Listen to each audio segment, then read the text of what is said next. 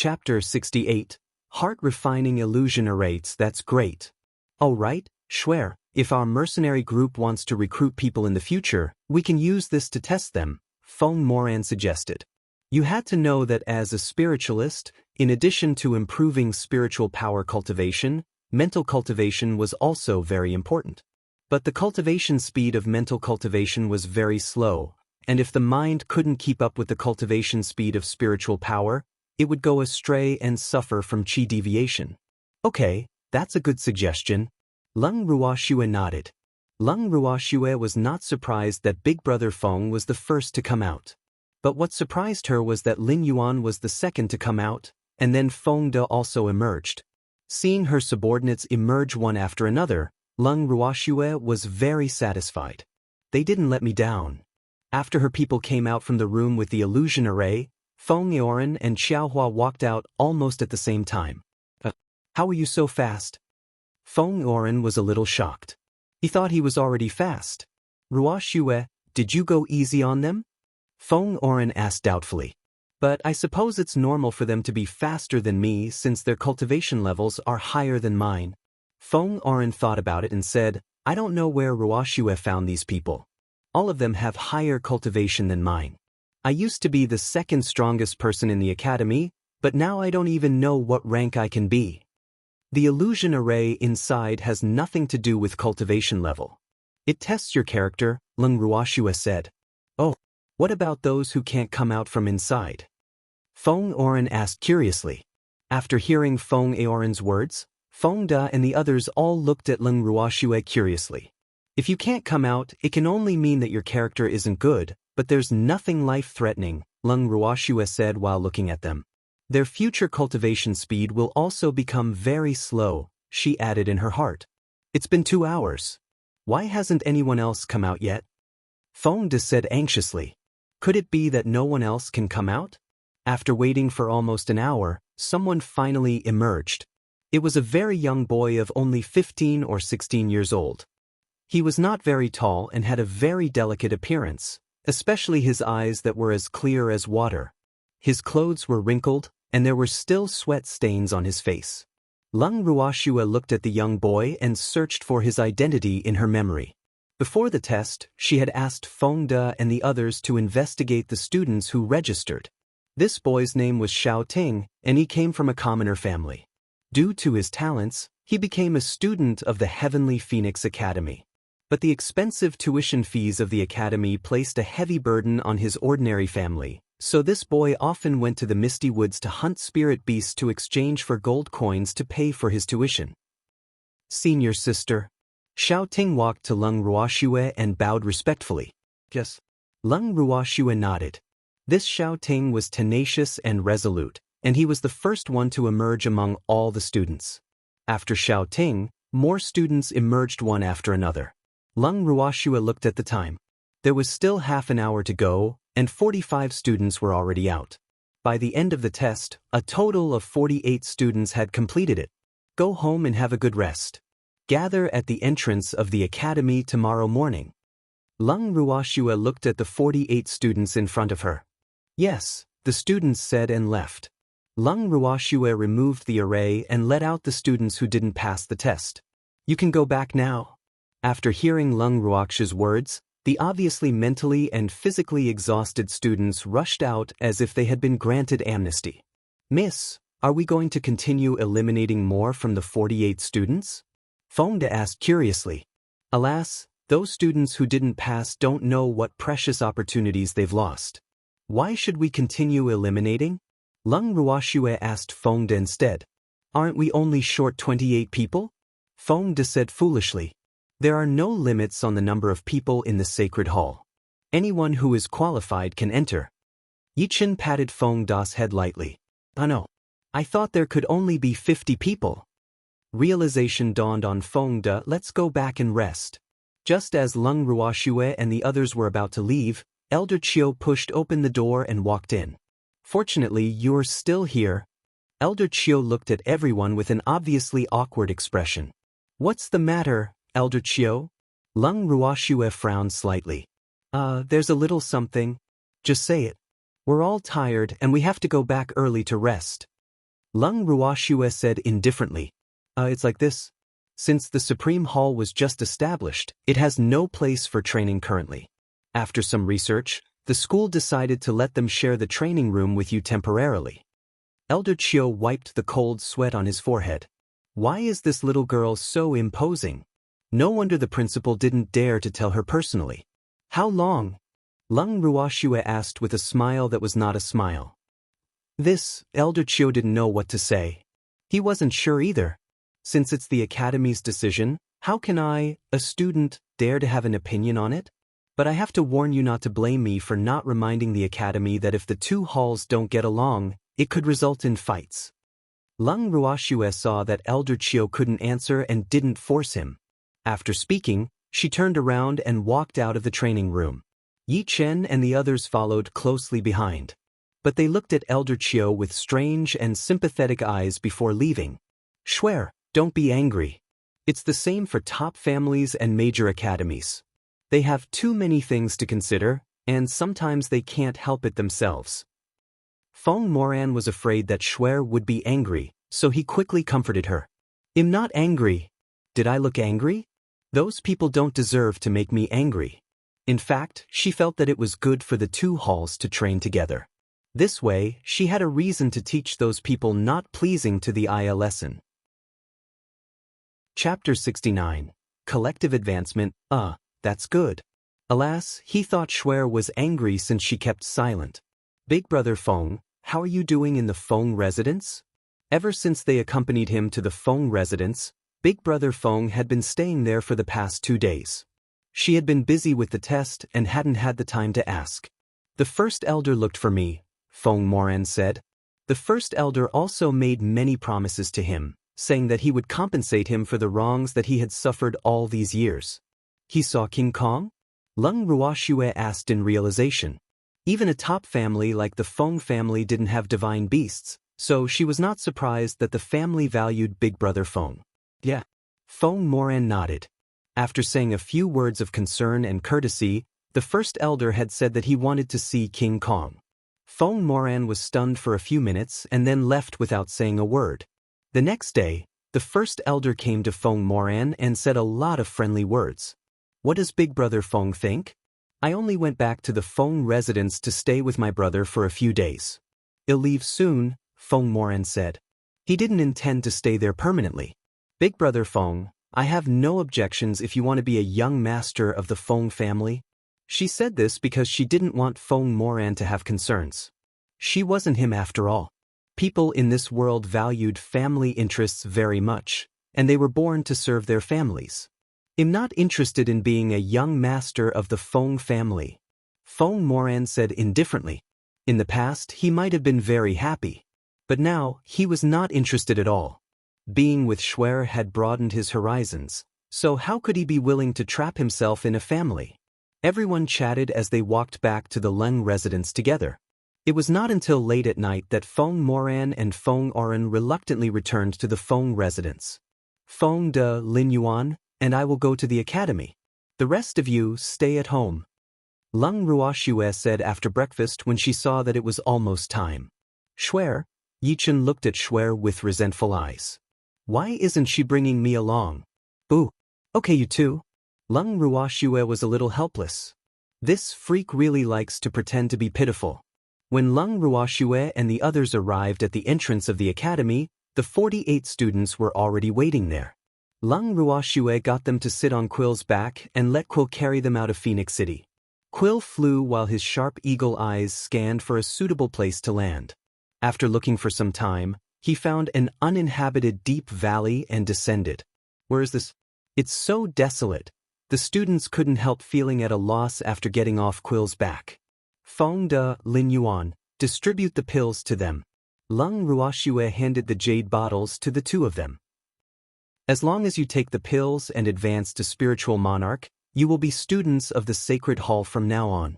She didn't tell them that their cultivation speed would be faster after taking her Spiritual Essence pills. This could also be considered their last test.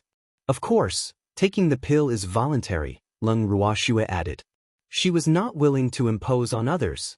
After hearing this, many of the students directly put the pills in their mouths. A small number of them hesitated, but in the end, they still took the pills. Lung Ruoxue naturally remembered every single one of their reactions. But if those slightly hesitant students knew that they had lost the qualification to follow Lung Ruoxue because of their hesitation, they would definitely regret it to death. Most of these students were commoners, and for commoners, being able to become a spiritual monarch was already very satisfying.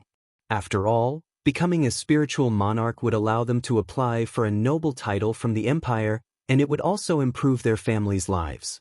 This was why they ate spiritual essence pills without hesitation. These students knew what they needed the most. It was obvious that the high tuition fees for spiritualists were too much of a burden for them. Soon after taking the pills, some students began to feel the abnormality in their bodies, and they hurriedly sat cross-legged. Then more students gradually sensed the signs of advancement. After the first stream of heaven and earth laws descended, the entire valley was shrouded in dazzling light. Then streams of heaven and earth laws descended one after another. The scene of 48 students breaking through at the same time was quite spectacular. Fortunately, they were now advancing in an uninhabited deep valley, or else it would have scared people to death. After a long while, the aftershocks of the heaven and earth laws slowly disappeared. The 48 students who finished their advancements checked out their spiritualist levels happily. Congratulations on officially becoming students of the Sacred Hall. It'll give you a few days off to consolidate your cultivation. Come to the Sacred Hall next Monday to report, Lung Ruoxue said to them. Yes. Also, I hope you can keep your mouths tightly sealed about the pills. Don't tell anyone, or else don't blame me for being ruthless. Lung Ruoxue warned them kindly. Senior sister, we won't tell anyone, the students promised in unison. They were not stupid. How could they tell others about taking pills to advance? Only those with poor aptitude would take pills. Yes, very good. Let's go back now. After sending the students to the entrance of the academy, Lung Ruoxue returned to the Lung residence with Yi Chen and the others. The next day, Lung Ruoxue and the others arrived at the Sacred Hall as usual, only to find Feng Moran, Feng Oren, and Xiao Hua standing outside the training room. Big brother Feng, why are you standing outside? Lung Ruoxue asked doubtfully. The people from the Supreme Hall said they want to train and want us to leave, Feng Moran explained lightly. But this is our place. They are the ones borrowing it. Feng De roared angrily. His temper had become a little fiery since he contracted with the fire dragon. Without saying a word, Lung Ruoxue kicked open the door of the training room with a bang and walked straight in. Yi Chen and the others followed closely behind. Everyone in the training room stopped what they were doing because of the loud noise. They looked at Lung Ruoxue and the others with doubt, fear, and anger in their eyes. Lung Ruoxue's beautiful eyes swept over everyone present indifferently. Most of them were people she had seen before, but there were also some unfamiliar faces. Chapter 70, Former Fiancé, 1. Who wants us to leave? Lung Ruoxue's tone was cold and without a trace of emotion. Me. Chen Fang said nonchalantly. Everyone from the Supreme Hall was here today, so she was quite confident. You? What are you? Lung Ruoxue's beautiful face was full of confusion. I am not a thing. Chen Fang yelled angrily. Yes, you are quite self-aware and sensible, knowing that you are a thing. Lung Ruoxue nodded to show that she was very satisfied. Leader, she has been to our Sacred Hall so many times, but she has finally shown some intellect this time, Feng De said cooperatively. Damn you all. I'm sorry. I'm the leader of the Supreme Hall. We are training now. Please excuse us. Fu Mingyuan came out to smooth things over. This Chen Fang really didn't learn her lesson. She had suffered several times in front of Lung Ruoxue but still tried to go against her. It turns out you're the leader of the Supreme Hall. Lung Ruoxue looked at Fu Mingyuan. No wonder he warned her not to regret it. Yes, we also have a deputy leader, Li Yu, Fu Mingyuan explained kindly. Li Yu?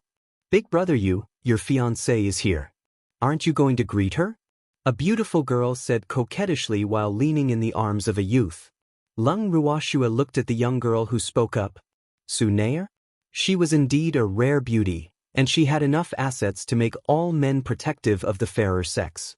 A weak and seemingly innocent and beautiful girl would indeed cause men to dote on her like the pearl in their hands. Of course, the prerequisite was that the obvious jealousy in her eyes had to be ignored. Wasn't Su Nair brought back to be grounded by the Su family? She was released so quickly. The youth she was leaning on was also very handsome. His temperament was noble and outstanding, worthy of being a product of the imperial family. It was said that this seventh prince was the most favored prince, and his aptitude was the best among the princes. Lung Ruoxue, I don't care what your purpose is. I will never like you. Moreover, this isn't a place you can come to. You better leave quickly and return to your general's mansion and stay there obediently. The amazement in seventh Prince Li Xian's eyes flashed for a moment before he spoke with some contempt. So what if a simpleton looks beautiful? She will only be worthy of being the plaything of the strong if she doesn't have true strength. Seventh Prince, don't you know that only simpletons would like you? Lung Ruoxue said indifferently. Are all members of the imperial family so self-righteous and self-absorbed? Who are you calling a simpleton? Su Nair said furiously. Who knows? Miss Su, why are you in such a hurry to make a connection? Lung Ruoxue smiled charmingly as killing intent flashed in her eyes for a moment. I have more important things to do now, so I'll let you jump around for a while. Also, my current fiancé is someone else. Miss Su, don't be mistaken, or else my fiancé will be unhappy, Lung Ruoxue added. Seventh Prince, right? Schwerer is now my fiancé. She can stay wherever she wants. You shouldn't be so nosy even if you are a prince. Yichen said mockingly. This seventh prince is really an eyesore. What? Such a handsome and outstanding man is actually that simpleton's fiancé. Su Nair's heart was overflowing with sourness and jealousy. How can a simpleton have such good luck? In fact, as soon as they walked in, she had noticed this incomparably handsome man and was thinking of ways to rope him into the Supreme Hall.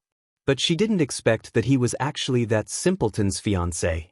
This was really a blow to the always proud Su Nair. But she would not admit defeat.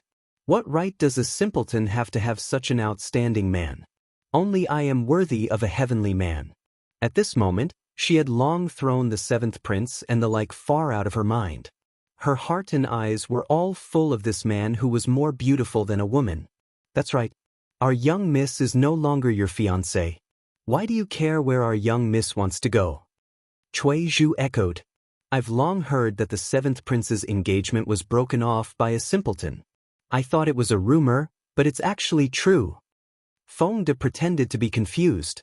Hee, I'm avenging you, Mississippi, don't blame me. I heard that the most favored seventh prince was grounded because his engagement was broken off by a simpleton. It shows how important this marriage was to the emperor. Lin Yuan chipped in. They spoke one after another happily, but seventh Prince Liu was about to blow up from anger. How dare you talk about the imperial family like this? Li Yu, who had never been treated this way, flew into a rage out of humiliation. This matter was indeed the greatest pain in his heart. Since he was a child, he had always had the freedom to do whatever he wanted. But his father not only scolded him but also punished him severely because of this matter, causing him to be laughed at many times. You guys are too daring. It's fine if you're talking about it in private, but you actually dare to say it in front of the seventh prince. I don't mind others calling me a simpleton, but the imperial family isn't as magnanimous as I am. Lung Ruoxue deliberately rebuked. We're sorry, Mississippi. We were wrong. We should have said it in private. We should have left some dignity for the seventh prince. Feng Das and Lin Yuan's faces were full of regret. Promising. You learn fast. Lung Ruoxue praised. You, the seventh prince's face turned green with anger. Fu Mingyuan, even though the academy allows you to share the training room of the Sacred Hall, this is the territory of the Sacred Hall after all. You should at least inform me, the leader of the Sacred Hall, if the Supreme Hall wants to use the training room. Lung Ruoxue couldn't be bothered with the indignant seventh prince and directly turned her attention to Fu Mingyuan. However, this young lady has always been very magnanimous. I'll lend it to you first since you like this place so much. Lung Ruoxue didn't give Fu Mingyuan a chance to speak and continued understandingly. All right, let's go hunting. Lung Ruoxue turned to Yi Chen and the others. Go hunting. Feng De and the others escorted Lung Ruoxue out of the training room. Chapter 71. Former Fiancé. 2. Lung Ruoxue, the principal wants to see you. Elder Chiu, who was standing at the door, immediately stepped forward when he saw them come out. I'm sorry. Please tell the principal that this young lady isn't free. Lung Ruoxue said without giving any face. Elder Chiu looked at everyone walking away and sighed helplessly. This girl really isn't the ordinary kind of crazy. She even dares to slight the principal. Miss, where are we going? Feng De couldn't help asking. Hunting? Where else can we go? Really? He thought his young lady was joking. Miss, I want to eat fire rhinoceros meat. The poor fire rhinoceroses were about to be unlucky again. Alas, everyone couldn't help mourning for 3 seconds in their hearts for the fire rhinoceroses. The territory of the fire rhinoceros king. Why are you here? The fire rhinoceros king asked fearfully. Why did this demon come so quickly? Does she want me to identify the person? Fire rhinoceros king, I just want to eat some fire rhino meat. Why are you being so skittish? People might think I've done something to you. Lung Ruoxue couldn't help teasing. After hearing what she said, everyone was at a loss for words. Miss, your words are too suggestive. Feng Oren and Xiao Hua looked at the fire rhinoceros king with their mouths agape. They couldn't believe that this was the fiery-tempered fire rhinoceros king. Why did it look so frail? It didn't have any presence at all. It had to be known that fire rhinoceroses were very barbaric spirit beasts. How could they know that the fire rhinoceros king's body was so weak because it had been having diarrhea for days? Moreover, in the fire rhinoceros king's eyes, Lung Ruoxue and Yi Chen were 2 demons that it couldn't offend.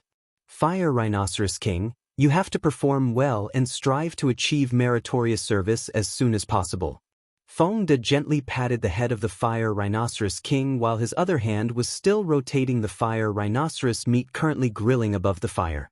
Feng Oren looked sympathetically at the fire rhinoceros king, which was so scared that it didn't even dare to fart. He couldn't help but grumble in his heart. Say, can you not be so arrogant? Not only are you grilling fire rhinoceros meat to eat in front of the fire rhinoceros king, but you're even lecturing it like it's a child. However, such an experience is really very rare. Stinky fire rhinoceros, I bet you didn't expect to have a day like this. Suddenly, an arrogant voice sounded from the distance. Everyone's gazes turned toward the fire rhinoceros king in unison. It's my archenemy, the fire rhinoceros king said softly, but it was overjoyed in its heart. That fellow is going to be in big trouble this time. It must have heard somewhere that I'm unwell recently, so it came to loot a burning house.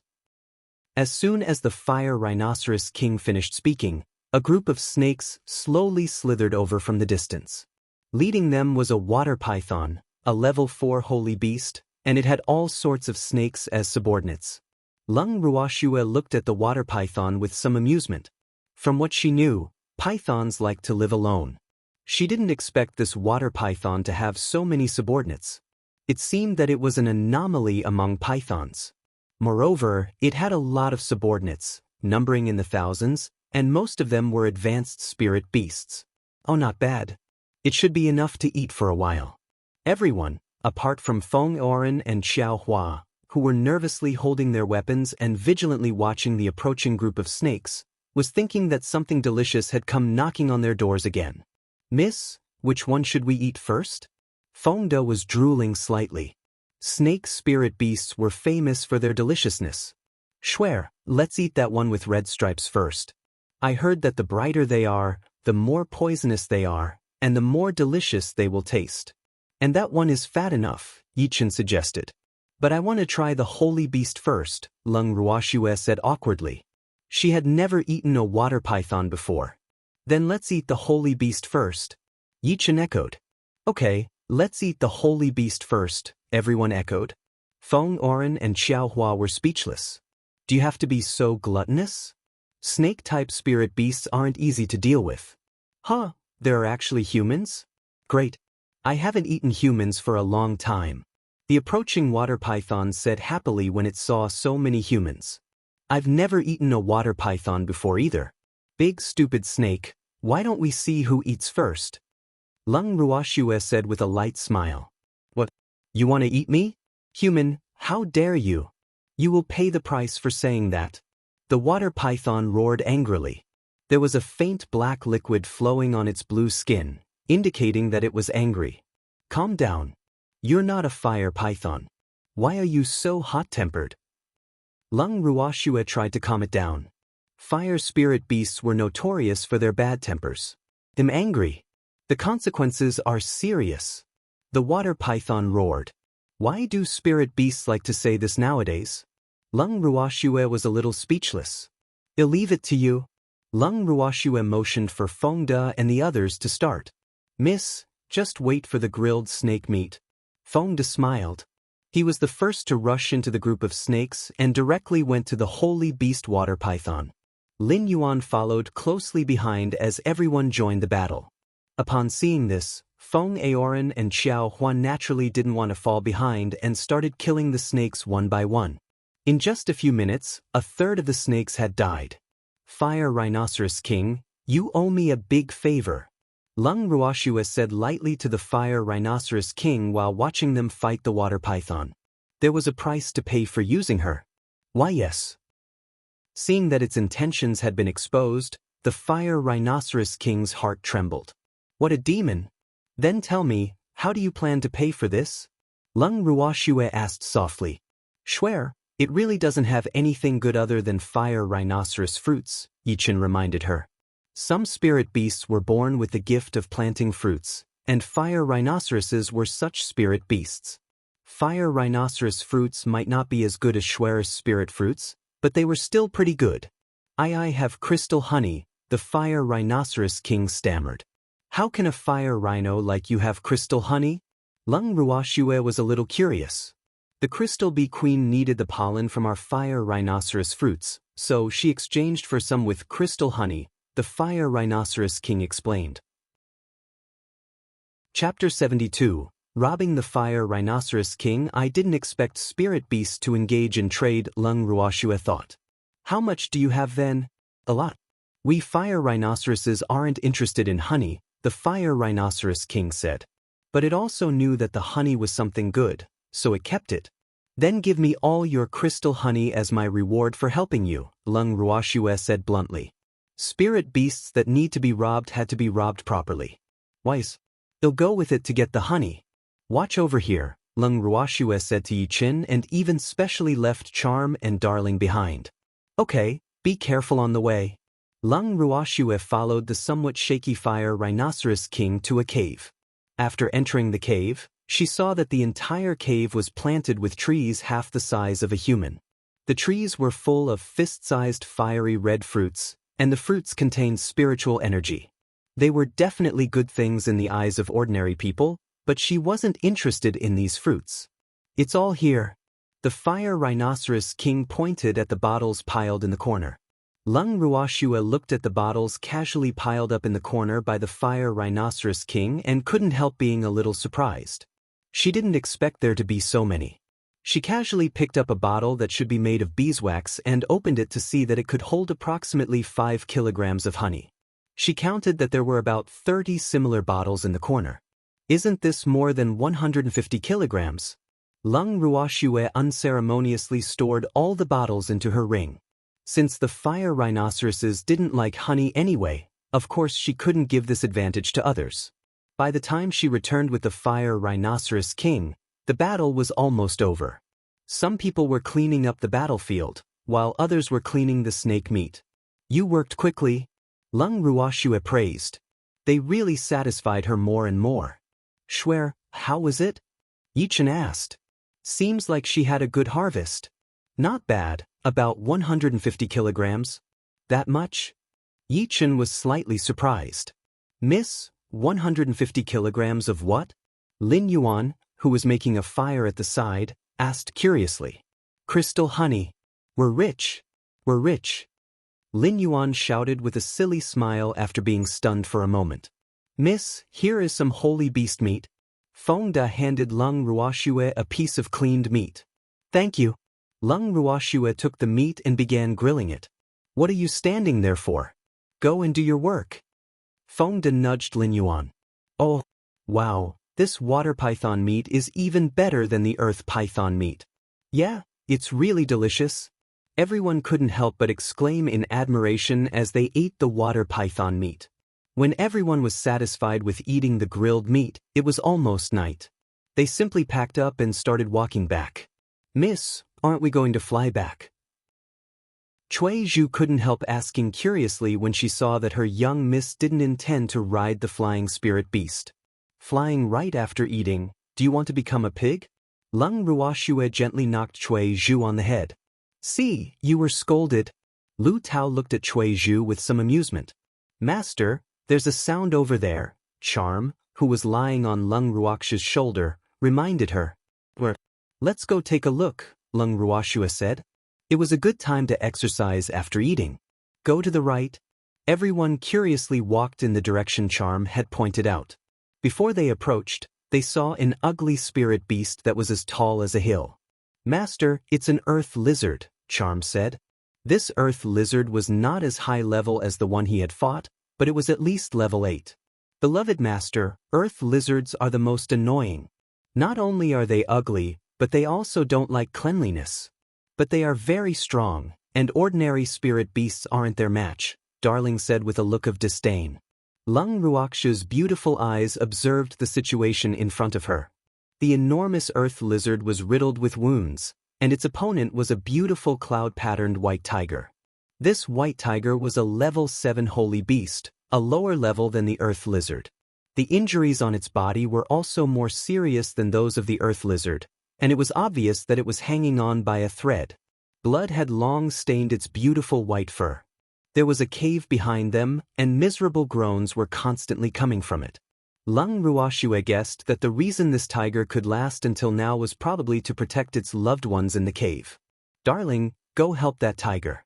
Charm and I will take a look at the cave. Lung Ruoxue said. She had a good impression of this tiger which protected its loved ones with its life and wanted to help it. Okay, Darling said reluctantly. I wanted to be together with my cute master. Boo. Lung Ruoxue and Charm quietly entered the cave, but what they saw after entering surprised her a little. There was also a pure white tiger in the cave, and it was also a level 7 holy beast. She originally thought that the white tiger was injured, but when she got closer, she realized that the white tiger was in labor and seemed to be having a difficult birth. Hearing sounds, the cloud-striped white tiger turned her head in pain and looked at Lung Ruoxue vigilantly. Human, I won't let you succeed. Humans shouldn't even think about snatching my child away from me. I'm here to help you, Lung Ruoxue explained to the white tiger. She knew that some humans like to steal spirit beast cubs, so it was no wonder that this tiger was so vigilant. Do you think I will believe the words of a human? Humans are all despicable and shameless. The mother white tiger's blue eyes were full of disbelief and disdain. You don't have to believe me. But if your child doesn't come out, I'm afraid both your lives will be lost, right? Lung Ruoxue reminded her from where she was standing without moving forward. High-level holy beasts were as intelligent as humans, so she believed that the white tiger would think it through. The white tiger fell silent. My master isn't that kind of human. Charm said angrily when he saw that the white tiger didn't reply. This stinky tiger really doesn't know how to appreciate favors. But he didn't deny that what she said was true. It was also because he had interacted with humans for a long time that he knew that not all humans were like that. Purple-eyed snow fox. The mother white tiger, which had been thinking, looked at the small and cute white fox lying on the human's shoulder in astonishment. As a spirit beast, she was very clear about the status of purple-eyed snow foxes among spirit beasts. She didn't expect a noble purple-eyed snow fox to acknowledge a human as his master. Chapter 73, Abducting a Family, 1. You have good eyesight, Charm said proudly. Most spirit beasts would mistake him for a white fox. Seeing that Lung Ruoxue was the master of the purple-eyed snow fox, the mother white tiger didn't repel her anymore. Eat this. Lung Ruoxue hurriedly walked to the mother white tiger's side when she saw that the tiger had lowered her vigilance.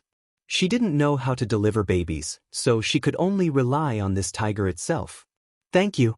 The white tiger opened her mouth and took the pill Lung Ruoxue gave her.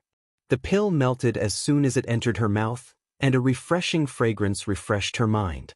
Moreover, the mother white tiger clearly felt that all the spiritual power consumed in her body had returned, and the pain had lessened considerably. She was full of strength, which was of vital importance to her, who was currently in labor. About half an hour later, under the efforts of the recovered mother white tiger, 3 little white tigers were finally born. Lung Ruoxue was at a loss as she looked at the 3 little white balls of flesh that weren't even the size of an adult's palm. Why aren't they eggs? Lung Ruoxue asked, a little dumbfounded. Aren't all spirit beasts born from eggs in this world? Charm looked at his master's confused expression and chuckled. His master looked really cute now. Master, spirit beasts can choose whether they want to give live births or not.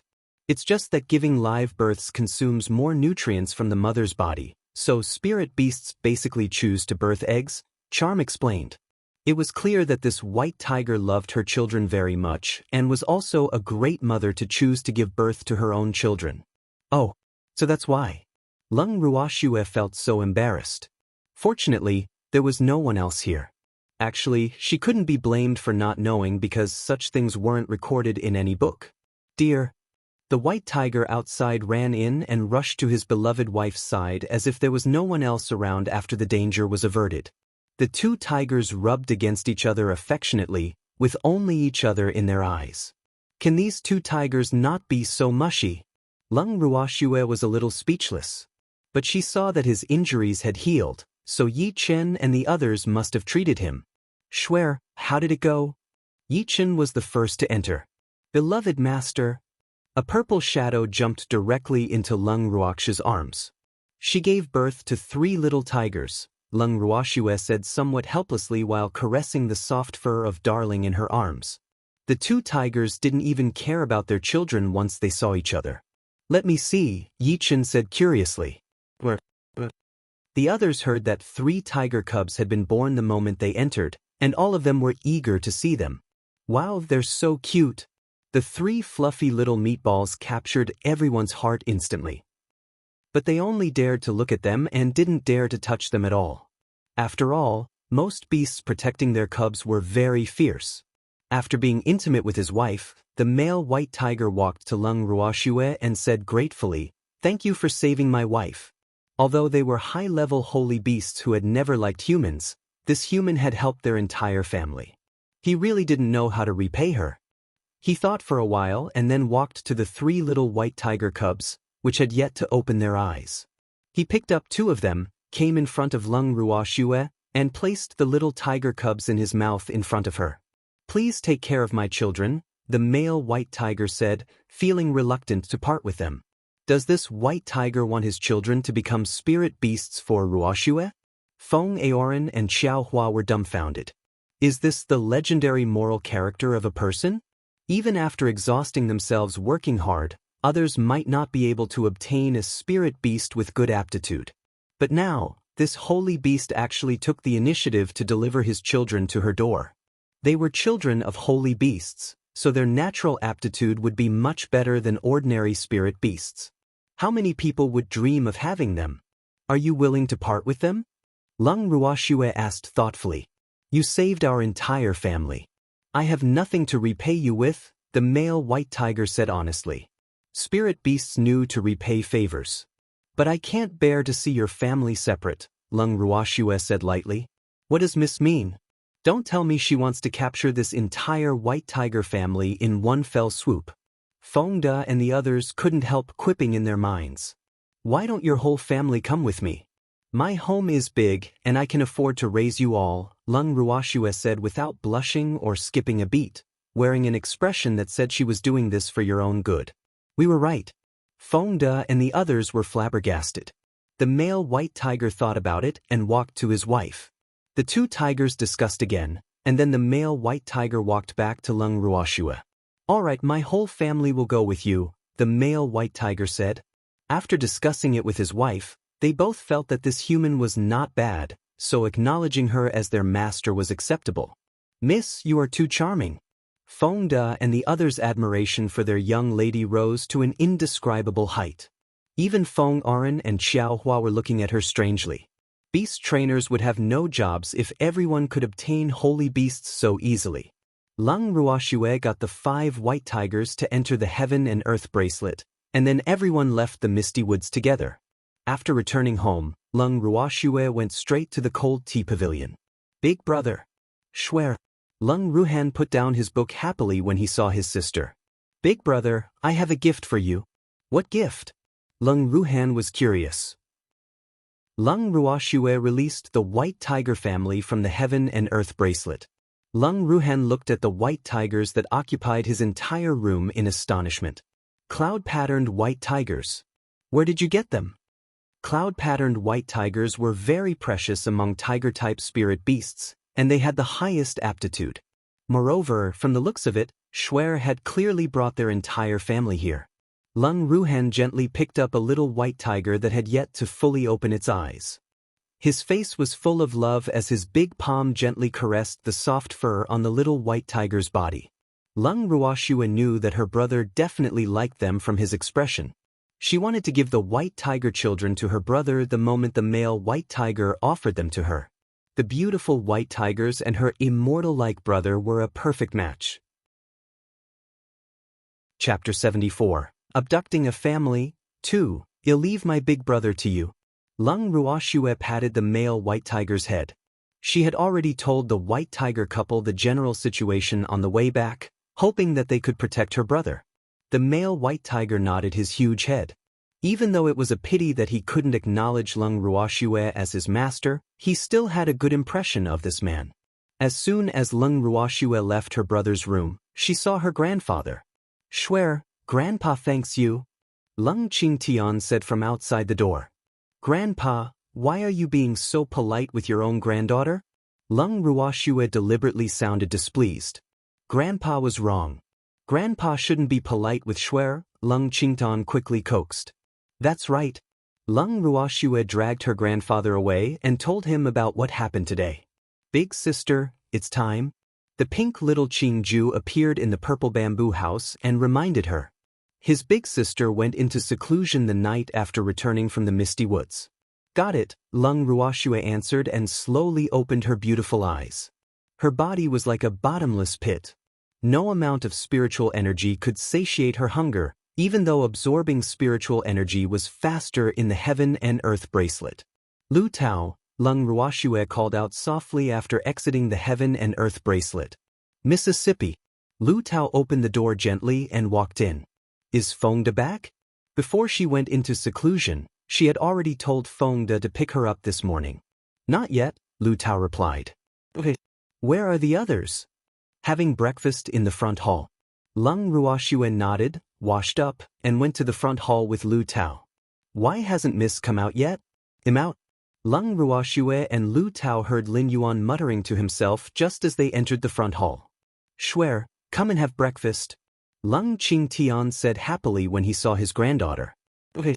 Leng Ruoxue sat down in the empty seat next to her grandfather. Feng De returned after breakfast. "Miss, everyone is here. They're in the garden," Feng De said directly when he walked into the front hall and saw Leng Ruoxue. "Then let's go to the garden." Leng Ruoxue stood up and walked out with everyone. "From now on until the selection competition, we won't be training in the academy.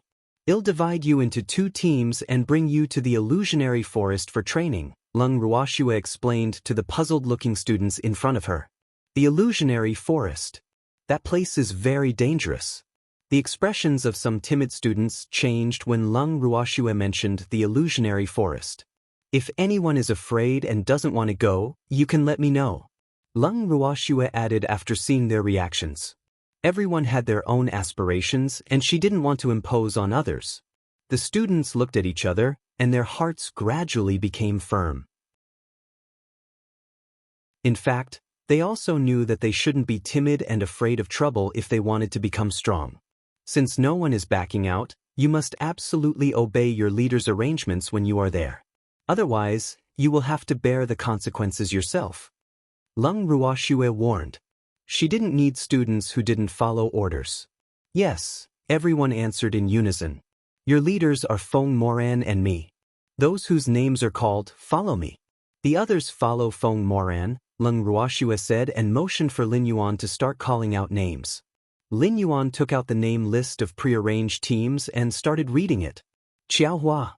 Xiao Ting. After sorting the teams, Lung Ruoxue let Quill out. After appearing, Quill immediately enlarged himself, and the giant black eagle instantly occupied nearly the entire garden. Grandpa, Big Brother, we're leaving, Lung Ruoxue said when she saw that everyone was seated on Quill's back. Okay, get going. Be careful. Lung Qingtian couldn't help reminding her. Swear, Big Brother will miss you. Lung Ruhan felt slightly reluctant to part. Quill, let's go. Lung Ruoxue patted his head helplessly. Grandpa, Big Brother, don't make it so sad. Lung Qingtian and his grandson watched as Quill flew farther and farther away. They only returned to their rooms reluctantly when they could no longer see him. After Quill became a level 9 holy beast, his flying speed was nearly twice as fast as before. And they arrived at the illusionary forest a few hours later. After entering the illusionary forest, they didn't walk far before they reached a fork in the road. Big Brother Feng Da, let's split up and gather here 10 days later, Lung Ruoxue said to the two of them. Feng Da's team were all members of the Blazing Flame mercenary group, so she had nothing to worry about. Then she led her team down the right path. Let's camp here today. After walking for a while, Lung Ruoxue stopped and looked at the open space in front of her. She had stayed here for a few days before and knew that it was very safe. Yichen was also very satisfied with this place. Since they couldn't do much today, it was better to rest early so that they could adapt to the environment here. Quill and I will go break through, Lung Ruoxue said quietly to Yichen. All right. Yichen nodded. Quill carried Lung Ruoxue to the place where he used to live. It was inside a giant tree and a different world after they entered. There was a wide cave connected to the tree and a hot spring inside. Quill, this place isn't bad, Lung Ruoxue exclaimed. It's okay. Quill scratched his head with his wings shyly. Let's begin, Lung Ruoxue said after looking around Quill's former home. She had been storing her spiritual power diligently since Quill advanced to level 9 Holy Beast. Otherwise, she would not have advanced so quickly. Quill nodded and threw a green spirit pill into his mouth. Then he half laid on the ground and waited to advance. After about an hour, the spiritual power in Quill's body finally broke through the threshold. Quill successfully advanced to Divine Beast with the descent of heaven and earth laws. Master, Quill, who had transformed into a human, called out happily. Not bad. Lung Ruoxue looked at Quill's human form with satisfaction. Another handsome and beautiful man with black hair, black eyes, and a cold temperament. Even though he wasn't as alluring as Charm, he was beautiful enough for human aesthetics. But the benefits that Quill brought her due to advancing to Divine Beast didn't allow her to break through. She only had a lot more spiritual power in her body. Alas, since I cultivated the heaven-defying art, my body has become a bottomless pit that no amount of spiritual power can fill. Chapter 75. Bringing the team to the illusionary forest after Quill advanced, Lung Ruoxue and he returned to their campsite. You're back, Yichen welcomed Schwer and Quill. Is everything okay? Lung Ruoxue asked worriedly. These students were inexperienced. No issues. I got Xiaohua to bring them hunting, Yichen explained. Leader. As they spoke, they saw Xiaohua leading a group of people back with a lot of game in their hands. Seems like your harvest was good. Lung Ruoxue looked at them appreciatively. This should be the safest place in the illusionary forest. As long as they didn't venture farther, they wouldn't encounter any danger. Hee, it's okay, Xiaohua said modestly, but his face was full of pride. After dinner, have an early rest. We start the devil training tomorrow, Lung Ruoxue said seriously. Leader, what is devil training? Xiaohua asked curiously. The others also looked at Lung Ruoxue in confusion, their eyes obviously yearning to know. You'll know then. Lung Ruoxue smiled mysteriously, not planning to tell them now. At the camp of Feng Moran's team. Elder brother, I can't take it anymore. Let's rest for a while. Feng Aoran pleaded while panting. The others were also so tired that they directly collapsed on the ground. You can't take it anymore? The training I received back then was twice as much what you've received. Feng Moran looked at the students lying on the ground, unwilling to get up with some contempt. The training intensity of his team was not very high. He believed that the training in Schwer's team would definitely be similar to theirs. No way. How can Ruoxue be so terrifying? Where did she come up with these methods? Feng Aoran asked fearfully. He was a spiritualist, not a martial artist. Why did he wake up early every morning to run and train his stamina? He could run in normal circumstances, but he had to run while carrying dozens of kilograms of weights on his legs every day. No, to be precise, it was a dozen kilograms on the first day, and it increased every day. It was already the third day, and the weight on his legs added up to nearly 50 kilograms. Boo! Schwer said that you have poor stamina, so you have to get up early to train your stamina first. There will be actual combat later, Feng Moran reminded very kindly. If you can't take this bit of physical training, what about actual combat? Actual combat? Kill me. Feng Aoran lay on the grass like a dead fish. He had been training his physical strength almost every day for the past 3 days. His whole body was aching every day, so how could he have the strength to fight? What is that sound? Feng Aoran pricked up his ears cautiously. He seemed to have heard some rumbling. Is there a sound? Why didn't I hear it? Feng Moran pretended to be confused.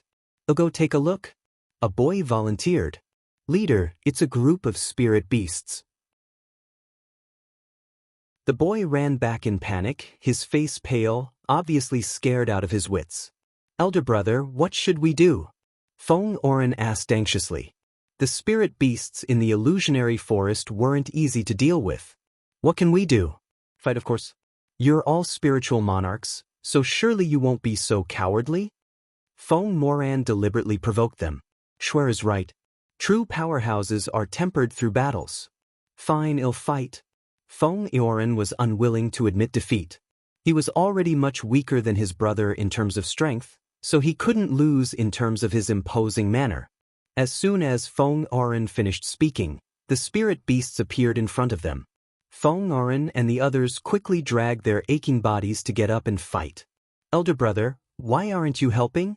Feng Aoran happened to see his brother leisurely eating grilled meat while he was fighting 2 spirit beasts. His brother didn't seem to have any intention of helping. Moreover, the spirit beasts, which bullied the weak and feared the strong, didn't dare to attack his brother at all. Feng Aoran was so angry. He attacked even more ruthlessly, taking one down and then another. But as he finished off the 2 spirit beasts, 2 more spirit beasts came to surround him. If you can't even deal with these spirit beasts, do you still want to participate in the academy competition? Feng Moran said disdainfully. This was only the beginning. Let them adapt first. There would be more spirit beasts in the future. Feng Moran's words greatly agitated these hot-blooded youths and aroused their fighting spirit as well. Soon, they wiped out this group of spirit beasts. But before they could even catch their breath, they heard another series of rumbles. Heavens, is it another group of spirit beasts? Their guess was right. Another group of spirit beasts arrived after the previous group. And this time, the level of these spirit beasts was obviously much higher than the previous one. Kill! Feng Aoran roared and charged forward as the vanguard. Days passed with constant fighting. In General Lung's mansion. Old man Lin, why are you here? Lung Qingtian looked at his old friend in surprise. This old man hadn't been here for several days. Do you know where Ruoxue went? Lin Liang asked directly. Tomorrow was the selection competition, but Ruoxue and the others weren't back yet. Didn't Ruoxue bring those students out for training? I heard that the academy doesn't have a place for them to train, Lung Qingtian said slightly teasingly. In fact, if it weren't for the sake of his old friend, he really wanted to say that he was too useless as the principal. Lin Liang didn't expect the students of the Supreme Hall to be so overbearing. But he also didn't expect Ruoxue to leave the school with the students from the Sacred Hall either. He originally thought that Schwer didn't take the people from the Supreme Hall seriously. In fact, his guess was right. Lung Ruoxue really didn't take the clowns from the Supreme Hall seriously. The reason she brought the Sacred Hall students out to train was mainly that she felt they were too weak. Moreover, going to the forest to experience tests of life and death was much better than simulating training in the academy's training room. There's no rush. They will be back when it's time. Lung Qingtian comforted his old friend. Lin Liang sighed. He could only wait. 10 days later, at night. Chapter 76. Everyone in the Sacred Hall forfeited? Lung Ruoxue and the others stood at the fork in the illusionary forest. Not long later, Feng Das and Feng Moran's teams emerged one after another. Everyone was injured, their clothes tattered and disheveled, but they seemed to be in high spirits. "Miss, we're here," Feng Da shouted excitedly when he saw Lung Ruoxue. She was still very relaxed when it came to Feng Da. Big brother Feng, did everything go smoothly? Lung Ruoxue asked with concern. It went smoothly. Feng Moran looked at his disheveled team and smiled. These sheltered students had been exhausted over the past 10 days. That's good. Although you guys are very tired now, you will know the benefits in the future. Lung Ruoxue looked at the pairs of slightly resentful eyes and comforted them. Hey, you're still alive? Feng Oren pulled Xiaohua aside. Stinky brat, are you looking for a beating? I'm alive and well, Xiaohua said discontentedly while glaring at Feng Oren. How can you say that? I'm full of energy. No, that's not what I meant. I wanted to ask how your devil training went. Feng Oren was very curious. Their team hadn't had a good night's sleep for the past 10 days. Sometimes, spirit beasts would attack them in the middle of the night. If they were slow to react and were injured, they could only blame their bad luck. Elder brother didn't care at all. His standards were very low. And it was fine as long as they didn't die. How evil? I don't know how to describe it, Xiaohua hesitated. After some thought, he added, 1 word, miserable. 2 words, very miserable. 3 words, very, very miserable. Did you encounter any beast groups? Feng Oren asked curiously. There were a lot, Xiaohua said unnaturally. Thinking about the wave after waves of spirit beasts made him want to cry. Woo-woo. How many waves a day? I lost count. About once every 2 to 3 hours on average. Feng Oren was at a loss for words. Elder brother was right. The other team was indeed more miserable than us. Boo, they were still considered lucky now that he thought about it. Elder brother is so kind. Are you two done chatting? We're going back, Lung Ruoxue shouted while sitting on Quill's back. Everyone else had already sat down except the 2 of them. Okay, we're coming. The 2 of them were a little embarrassed seeing so many eyes looking at them. They hurriedly sat on Quill's back. Let's go, Lung Ruoxue ordered. Quill flew into the air in the direction of Phoenix City. The competition field of the Heavenly Phoenix Academy was already full of students who came to spectate. All the pre-competition work was ready. Now, they were just waiting to watch the matches. Principal, is the competition starting now? Chen Jian asked on the stage. It would be better if those people don't come back. It's not time yet. What's the hurry? Lin Liang said expressionlessly and calmly, but he was very nervous in his heart. Why isn't that girl back yet? Then we'll wait for the last 10 minutes. If they still don't appear, we'll treat it as if they've forfeited. Chen Jian said gloatingly. Okay. Time passed by 1 minute at a time. Principal, it's the last minute. Chen Jian reminded him after looking at the time. Lin Liang glared at Chen Jian, the words "I don't need you to remind me" clearly written on his face. He kept muttering in his heart, "Come back quickly. Come back quickly." Seeing that there were only a few seconds left, Chen Jian rushed to announce, "Everyone from the Sacred Hall forfeits. The competition begins now." Just as he finished speaking, a giant black eagle descended from the sky, taking up most of the square. And sitting on the eagle were the people from the Sacred Hall. Who said we're forfeiting? The time is just right, Lung Ruoxue said mockingly as she looked at the timer. That's right. Who said we're forfeiting? Feng Da chimed in. That's right. We didn't forfeit. There's still 1 second to go. A youth on the eagle said. Hey, do you see that? That eagle seems to be a holy beast, a flying holy beast. Someone shouted from the crowd below. Everyone's eyes instantly turned to Quill. Lin Liang looked at the black eagle with a burning gaze. Holy beast? That eagle isn't a holy beast. It's obviously a divine beast. But this eagle was deliberately restraining its might, which was why the others mistook it for a holy beast, but it couldn't hide from him. This girl really surprised him. Okay, quiet down. I hereby announce that the competition has officially begun, Lin Liang said resolutely. This girl is really too bad. She only appeared at the last second. The Heavenly Phoenix Academy was divided into 4 divisions: Spiritualist, Alchemist, Artificer, and Beast Trainer. The Spiritualist divisions were divided into elementary classes, intermediate classes, advanced classes, and the Sacred Hall, and there was an additional Supreme Hall now. The selection competition this time was mainly a competition between spiritualists where students at Spiritual Monarch and above could participate. The top 30 students would qualify to represent the Heavenly Phoenix Academy in the Academy competition held once every 3 years on the Ling Feng continent. The Alchemist, Artificer, and Beast Trainer divisions would choose 1 representative each to participate in the Academy competition. There were around 150 students participating in the selection competition this time, and the duration of the competition was 3 days. The rules of the competition were 2-on-2 battles, with the winners entering the next round and the losers still having 2-on-2 battles. Then the winners would also enter the next round, and the losers would be completely eliminated. The reason for this arrangement was to give everyone another chance and to choose the best talents to represent the Academy in the Academy competition. There were a total of 10 arenas on the competition field. After the host announced the rules and said some words of encouragement, the students who registered for the competition went on stage according to the number plates given to them beforehand. After the first round of preliminaries, a total of 110 students successfully advanced to the next round. After a 2-hour break, the second round of the preliminaries officially began. Students, the second round of the competition is now underway. You are getting closer and closer to the top 30. Do your best. The host gave the stage to the contestants after speaking. Wow. Senior brother Yi is so handsome, a love-struck girl shouted in the audience. Chapter 77.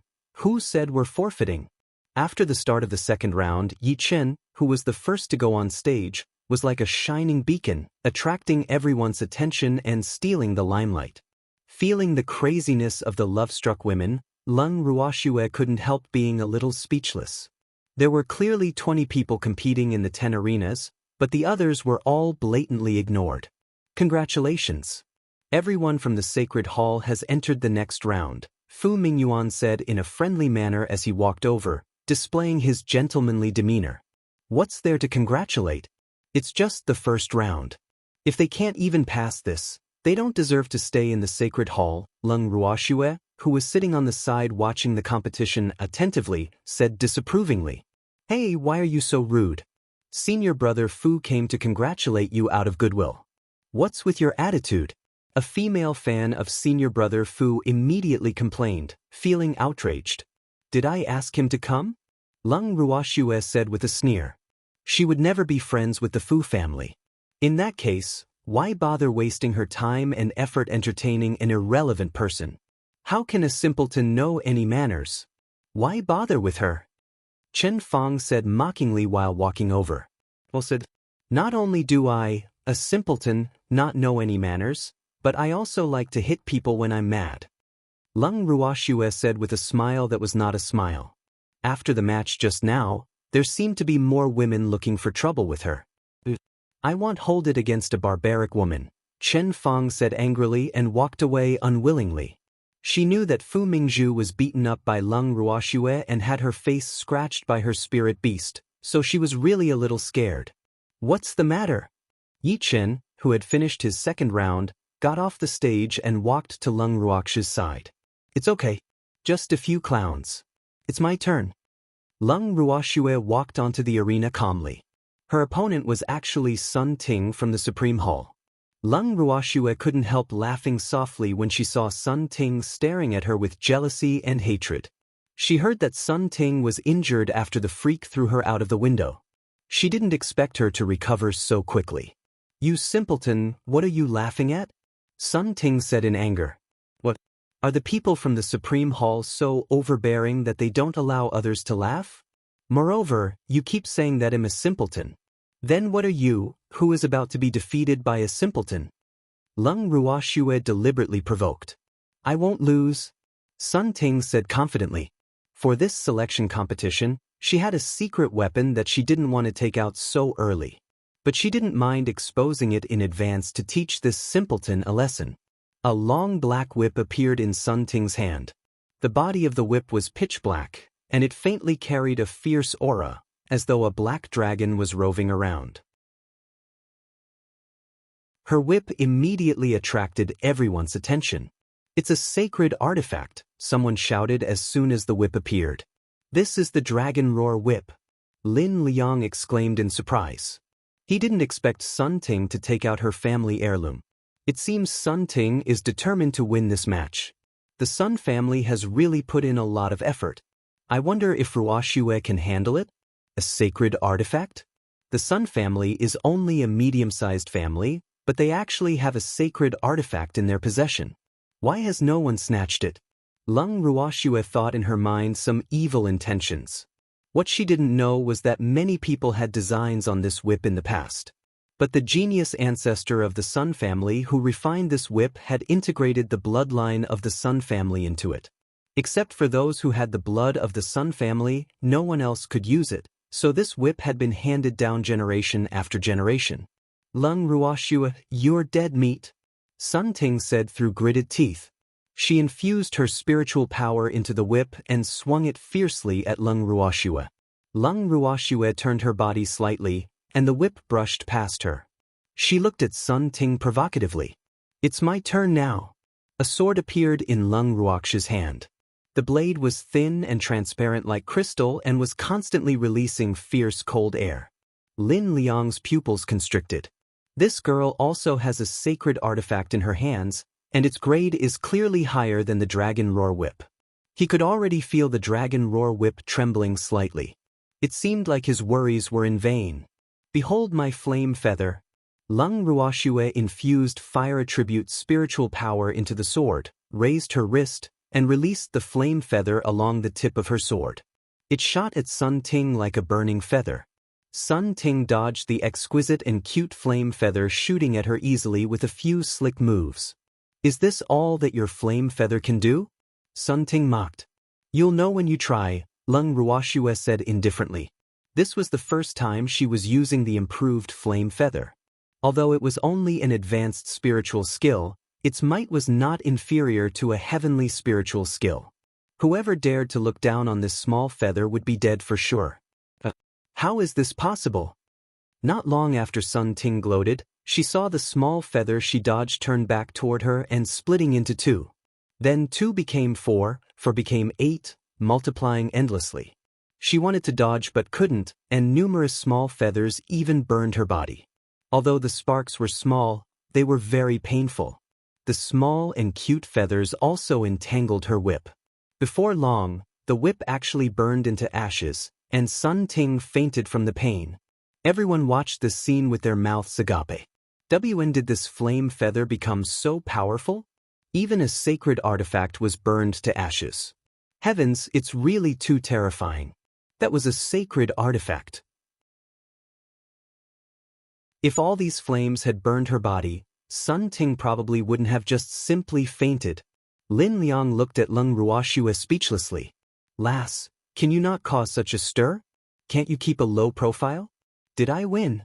Lung Ruoxue looked at the dumbfounded referee. "Ooh, you won," the referee said hurriedly after recovering from the shock. His forehead was covered in cold sweat because he had personally felt the power of the small flames just now. It was really too terrifying, and he still had lingering fears. Chapter 78, New Rules of the Selection Competition. 1. Lung Ruoxue didn't care about the way everyone was looking at her, as if they saw a monster, as she walked off the stage calmly to rest. "Miss, why don't you just burn that annoying Sun Ting to death?" Feng De couldn't help asking. Students should care for and love one another. How can you be so cruel to your own classmate? Lung Ruoxue said very kindly while giving Feng De a knock on the head. Miss is right to lecture me, Feng De said with a dark face. When did Miss become a saint? But for some people, letting them live is more painful than death, Lung Ruoxue added. Miss is wise, Feng De said flatteringly. This is the Miss I know. When has our Schwer not been wise? Yichen walked over with a plate of fruits. You must be tired. Here, have some fruit and let husband give you a massage, Yichen said considerately.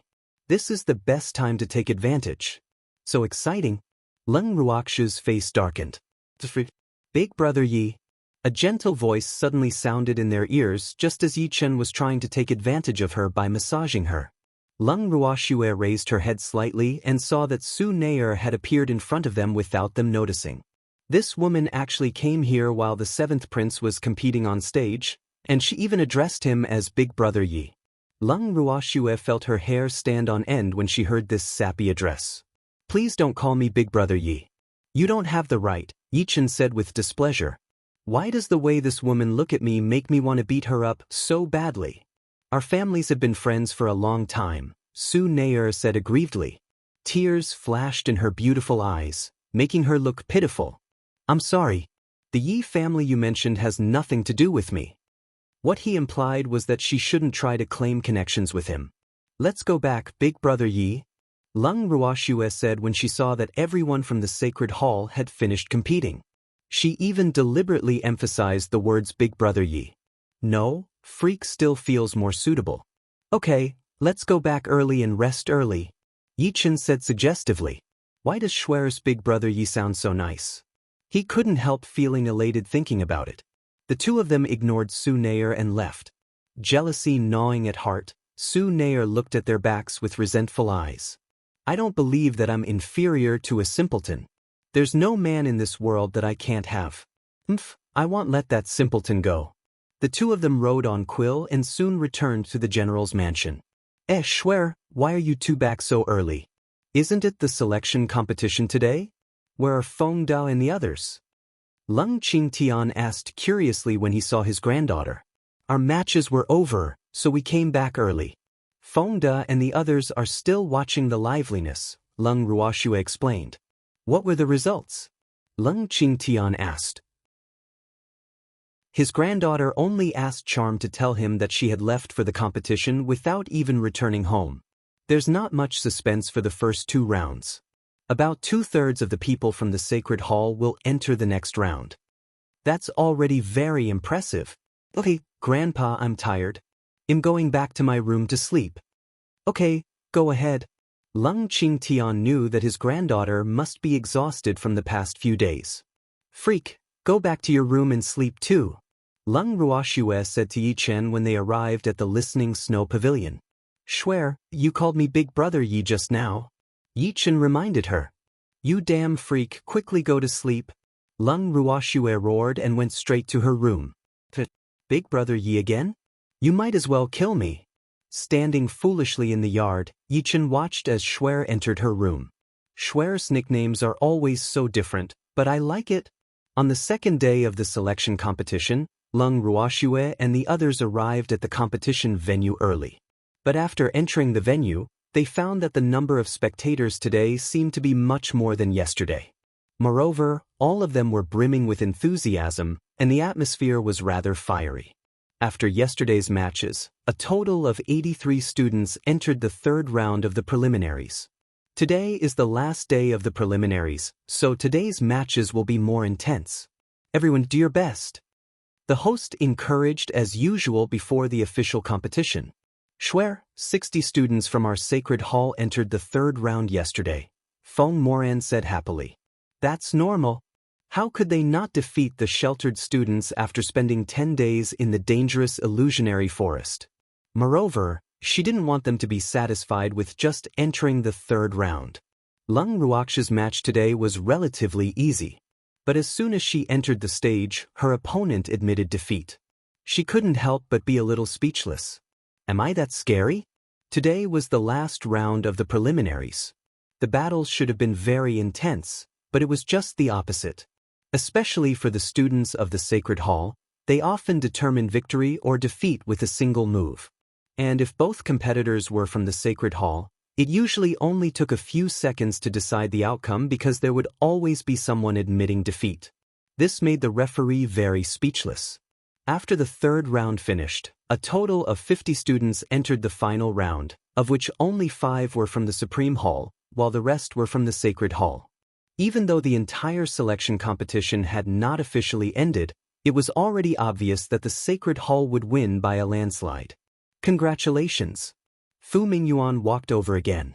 Although the results of the competition made him a little depressed, he still walked over to congratulate them in a gentlemanly manner. Thank you. I heard that the rules will change in the final round. I hope to have the chance to compete with you, Leng Ruoxue said politely. She was very satisfied with today's results. I'm looking forward to it too. On the third day of the selection competition, because it was the Academy's internal selection competition, everyone here to watch was a student of the Academy, and it was also the largest audience in the 3 days. Dear students, the selection competition is becoming more and more intense. We will know who is qualified to represent our Academy to participate in the Academy competition after today. Let us wait and see, the host said, trying to stir up emotions in addition to his usual encouragement. Chapter 79, New Rules of the Selection Competition, 2. Today's matches will adopt the format of challenges. You can advance as long as you defeat 5 people, no matter if you are the challenger or the challenged. Similarly, those who fail 5 times will lose their qualifications. The host explained the rules of today's competition. What does that mean? Feng Moran was puzzled. It means that we have a chance to chase everyone from the Supreme Hall out of the top 30, Leng Ruoxue said indifferently. Leng Ruoxue's words made everyone's blood boil with excitement. Next, let us welcome our first challenger. Xiaoting, come here. Leng Ruoxue whispered a few words in Xiaoting's ears since he was the first to go on stage. Then Xiaoting walked to the center of the stage confidently. The first person I want to challenge is senior sister Chen Fong, Xiaoting said calmly. Don't regret it, Chen Fong said disdainfully. How dare this poor boy challenge me?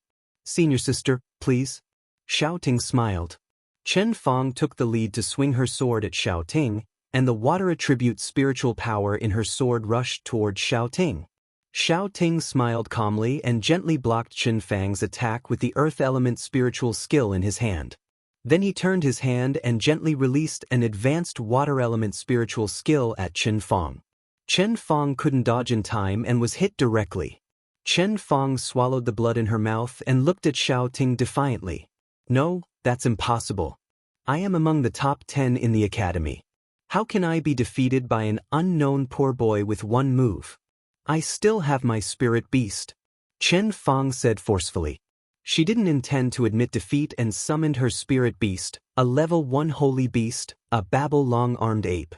In fact, spirit beasts were not allowed in either the Academy's selection competition or the Academy competition. This was for the sake of fairness and also to protect the safety of students. After all, even if the students who could participate in the Academy competition were not geniuses, they were elites of prominent families. It would be very troublesome if there was really an accident, and Chen Fang's use of her spirit beasts had obviously violated the rules of the competition. Leng Ruoxue stood below the stage, her beautiful eyes glancing indifferently at the referee who ignored the violations. Fortunately, she had prepared. Otherwise, spirit beast? I have one too.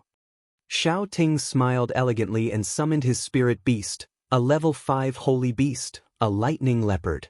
The leader had even helped him contract this holy beast. Chen Fang was dumbfounded.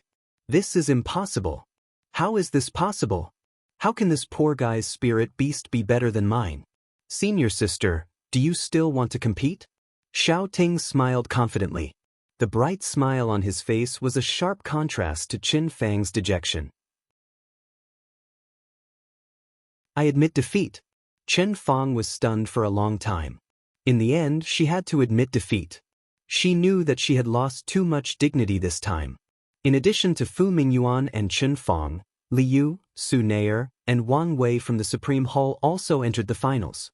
After Xiao Ting challenged Chen Fong, he challenged Liu, Su Nair, and Wang Wei in succession. He also challenged the weakest student from the Sacred Hall. After defeating them, he was the first to enter the top 30. Thereafter, the students from the Sacred Hall went on stage consecutively, challenged their opponents according to Lung Ruoxia's plan, and successfully entered the top 30. After losing 5 times in a row, Wang Wei was the first to be eliminated. He didn't even have the chance to challenge anyone. Immediately afterward, Su Nair and Li Yu were eliminated. Only Fu Mingyuan and Qin Fang remained from the Supreme Hall. Fu Mingyuan survived because no one had challenged him yet, and Qin Fang was facing elimination at any time since she had lost 4 times already. Seeing this situation, even a fool understood. But even if they understood, there was nothing they could do because Fu Mingyuan's and Qin Fang's appearance numbers were at the back. They had no chance to challenge anyone, so they could only watch as the people from the Supreme Hall were eliminated one by one. Principal, this competition isn't fair. Chen Jian stood up from his seat angrily and said anxiously, "How is it not fair?" Lin Liang pretended to be puzzled. "This girl is really ruthless. Seems like she doesn't plan on letting anyone from the Supreme Hall obtain a quota. The rules of the competition are unfair. Some students don't even have a chance to challenge others. How can they be eliminated just like that?" Chen Jian said angrily. "Vice Principal, are you referring to the students from the Supreme Hall?" Elder Chiu asked with a smile. "Vice Principal Chen, you were very supportive of this rule at first, and now you're saying that it's unfair. How can you convince the students if you go back on your word like this?" Lin Liang scolded. He knew that Chen Jian was willing to agree to this rule because he believed in the strength of the students from the Supreme Hall. But the current situation was contrary to his expectations, causing his anxiety. But it was too late now. After Chen Fang was swept out of the competition, Fu Mingyuan was the only one left from the entire Supreme Hall. His heart in knots, Fu Mingyuan looked at the stunningly beautiful girl with a complicated expression. Was she really a simpleton before? Or was she pretending from the start? He had many doubts, but he knew very well that their Supreme Hall had suffered a crushing defeat in this competition. Feng Moran, Mu Li, Yi Qin, and Feng De went on stage one after another and challenged Fu Mingyuan. They won 4 consecutive matches and successfully entered the top 30. "I want to challenge Lung Ruoxue," Fu Mingyuan said. It was finally his turn to go on stage. He had lost 4 times, and there happened to be 5 people on stage including him, but there was only one spot. Fu Mingyuan knew very well that Lung Ruoxue was his biggest opponent among the 5, so only by defeating Lung Ruoxue could he have a chance to enter the top 30. "I accept the challenge." Lung Ruoxue walked directly to the center of the stage. She had deliberately brought about this result. Otherwise, Fu Mingyuan would not have stayed until the end. Lung Ruoxue looked at her opponent, Fu Mingyuan, one of the 3 great geniuses of the Heavenly Phoenix Academy, whose strength was on par with Feng Aoran's. He was an advanced spiritual monarch and one of her brother's few friends. Unfortunately, because of Fu Mingzhu, they would never become friends. Chapter 80, Leaving for the Southern Dusk Empire, 1. After you. Fu Mingyuan said. As a man, he should be gracious to women. Then I won't hold back. Of course, she didn't need to use her full strength against Fu Mingyuan. What she valued more was combat experience, and fighting against people and spirit beasts was totally different. Lung Ruoxue raised her sword and lightly swung it. A sharp white sword beam flew toward Fu Mingyuan. The sword beam was extremely fast, and its momentum was majestic, causing the pressure on him to double. Fu Mingyuan was shocked and didn't dodge in time. A cut appeared on his arm. He didn't expect this sword beam to be so fierce. If spiritual power had been infused into this sword beam, his arm would have probably been crippled. At this point, he couldn't help but be on full alert. Now, he already listed Lung Ruoxue as his most dangerous opponent, and this aroused his intense fighting spirit. Fu Mingyuan was good at using sabers, and the saber in his hand was considered a family heirloom of the Fu family. The saber was light and sharp, not very wide, and the handle was about the length of 2 adult palms. With the hand holding his saber, Fu Mingyuan lightly raised his wrist and unleashed a saber technique to shoot powerful water attribute spiritual power at Leng Ruoxue. Leng Ruoxue raised her sword and gently blocked it. An enormous amount of spiritual power neutralized Fu Mingyuan's spiritual power. Then she turned her hand and added some fire attribute spiritual power into her sword move. A dazzling red beam stabbed at Fu Mingyuan, who quickly dodged it. In this way, the two of them fought for dozens of rounds. Leng Ruoxue was relaxed throughout, but Fu Mingyuan found it more and more strenuous to fight. I lost. Fu Mingyuan took the initiative to admit defeat. He knew very well that Leng Ruoxue hadn't used her full strength. Afterward, the remaining 4 people on the stage also admitted defeat, and Leng Ruoxue successfully entered the top 30. After entering the top 30, there was supposed to be a ranking competition according to the Academy's arrangement. But all 30 students, including Leng Ruoxue, forfeited, so the ranking competition was cancelled. Chen Jian had no chance to do anything even if he wanted to.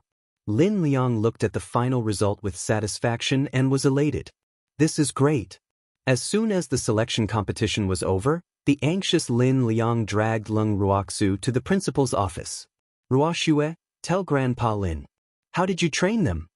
Lin Liang asked curiously. From the moment these students returned, he could tell that they were different from before. They had more aggressiveness, and he already saw the imposing manner of powerhouses from them. This was something that the students in the academy didn't have. He didn't ask earlier because they had been competing, and he finally had the chance to ask now that the competition was over. Grandpa Lin, as long as you are willing to throw the students of the academy into the illusionary forest for a month, they will also have such strength and aggressiveness, Leng Ruoxue teased. Lin Liang didn't know whether to laugh or cry as he looked at Leng Ruoxue. This stinky girl said that even though she knows I can't bear to do it. Ruoxue, how about Grandpa Lin hands those students over to you, and you can bring them to the illusionary forest? Lin Liang said cunningly.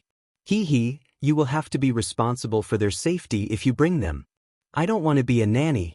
Leng Ruoxue rolled her eyes at Lin Liang as she cut off his thoughts with a few words.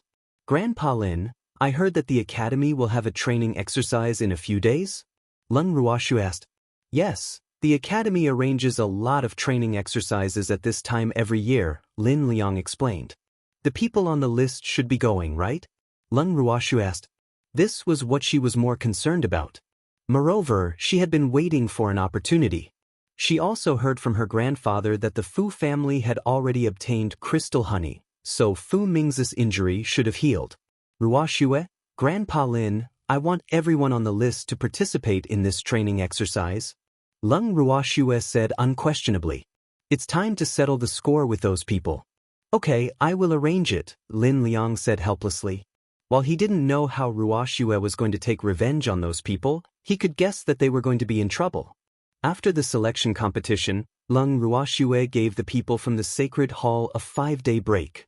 After 5 days, they would set off for Lunar Capital, the capital of the Southern Dusk Empire, to participate in the academy competition. Thus, Leng Ruoxue had to finish what she wanted to do before leaving. Taking advantage of the dark and windy night, 2 humans and 2 beasts sneaked into a luxurious mansion. Quill, scout the way for us, Leng Ruoxue ordered. Yes. Shuer, are we here on a date? Yi Chen's eyes were glittering as he asked with anticipation. Would you go to other people's houses for a date? Leng Ruoxue glared at the freak and asked rhetorically. Then why are we here? Yi Chen asked innocently. His beautiful face was full of confusion, and his bright black eyes were as clear as water. Of course, to do something bad since we're sneaking into someone's house in the middle of the night, Leng Ruoxue said without blushing or skipping a beat. Does this damn freak need to be so cute? I really want to pinch him. Shuer, why are you pinching me? Yi Chen looked at Leng Ruoxue aggrievedly, as though he was about to cry. After days of observation, I discovered that Shuer can't resist me when I act like this. So of course I have to do what she likes. I'm sorry. I didn't do it on purpose. Leng Ruoxue retracted her hand awkwardly. Why didn't my hands listen to me? They actually went onto that freakishly handsome face by themselves. But it felt really good, and his skin is very smooth. I know. You did it on purpose, Yichen said with certainty, his face full of pride. Shuer touched me of her own accord. Damn freak. Lung Ruoxu's face darkened in embarrassment. Shuer, I will be yours sooner or later. You can touch me however you want, Yichen said very generously with a beaming smile. You, Charm, who had been lying in Lung Ruoxu's arms, couldn't listen anymore. He simply covered his ears with his little paws. This person is really too mushy. Master, I found it. Quill, who went to scout the way, returned and resolved Lung Ruoxu's embarrassment at the right time. Quill, lead the way. Master, come with me. Quill changed to the size of a small bird and flew in front while Lung Ruoxue and Yichen followed closely behind. Chapter 81, Leaving for the Southern Dusk Empire, 2. The two humans and two beasts knocked out all the guards they encountered and came to a courtyard. Master, it's here. Bang. What's this? It tastes disgusting. Make another one. Miss. Before Lung Ruoxue and the others approached the room, they heard the sound of things being smashed and Fu Mingzhu scolding a maidservant. Then the door opened, and the maidservant walked out. Lung Ruoxue and the others quickly hid in the dark. After the maidservant walked away, Lung Ruoxue immediately pushed open the door of Fu Mingzhu's room and walked in while she set up a barrier at the same time. Why are you back so soon? It's you? Fu Mingzhu looked up only to see Lung Ruoxue. She glared at Lung Ruoxue with intense hatred and jealousy. Miss Fu, do you still remember me? Lung Ruoxue said indifferently as her beautiful eyes stared at Fu Mingzhu's beautiful face. It seems that the crystal honey was effective. There aren't any scars left at all. I do remember you even if you turn to ashes. Fu Mingzhu said resentfully. She had always wanted to seek revenge on the simpleton, but now Lung Ruoxue actually came knocking on her door. Fu Mingzhu absolutely hated Lung Ruoxue, especially after knowing the latter's identity. The discrepancy in her heart was so great that she couldn't accept what happened at all, so it was even harder for her to tolerate Lung Ruoxue's existence. And that stinky fox actually dared to scratch her face. If not for her father trying his best to get her some crystal honey, her beautiful appearance would have been ruined. After I deal with Lung Ruoxue, I'll go deal with that damn fox. I didn't expect to leave such a deep impression on you, Lung Ruoxue said with a light smile. Fu Mingzhu's hatred was written all over her face. Compared with Su Nair, she was far too naive. It was apparent from this that you shouldn't judge a book by its cover. The more delicate a woman looked, the more inconspicuously malicious she would be. Of course. Fu Mingzhu gritted her teeth hatefully. And you actually have the audacity to come to my house? Fu Mingzhu smiled sinisterly as a hint of cunning flashed in her eyes. Since you're here, don't even think about going back. Why not? Is your home a tiger's den? Why can't I come? Lung Ruoxue's face was full of confusion. Yes, of course you can come, but you're going to regret it. At this point, Fu Mingzhu was too busy thinking about how she would take revenge that she never thought about how Lung Ruoxue had gotten in and why she was here. That's good. Lung Ruoxue seemed to be relieved. Guards! There's an assassin! Fu Mingzhu suddenly shouted. Lung Ruoxue was speechless. Fu Mingzhu is so slow-witted. Only now do you realize that you need help. What a disappointing reaction. Take a break. Don't tire yourself out. Lung Ruoxue felt that she was too considerate. You're dead meat. The guards will be here soon, Fu Mingzhu said smugly. Is that so? Shall we see if you're going to die first, or am I going to die first? Lung Ruoxue teased her like a cat chasing a mouse. Why you? Do you even dare to touch me? My father won't let you off, Fu Mingzhu threatened. I really want to try. But it wouldn't be my style if I let you die too easily. Killing the enemy directly was simple, but it was not easy to make the enemy suffer and wish they were dead. She preferred to strike her opponents mentally. What do you want? Fu Mingzhu suddenly felt a little scared. Why aren't they here yet? It's been so long. Don't be scared. I won't kill you, Lung Ruoxue coaxed. I just want to. Lung Ruoxue took out a pill, quickly forced Fu Mingzhu's mouth open, and threw the pill inside. What did you feed me? Fu Mingzhu was shocked. She hurriedly tried to use her fingers to dig out the pill from her throat, but it had dissolved as soon as it entered her mouth. Of course, it's something good for your body.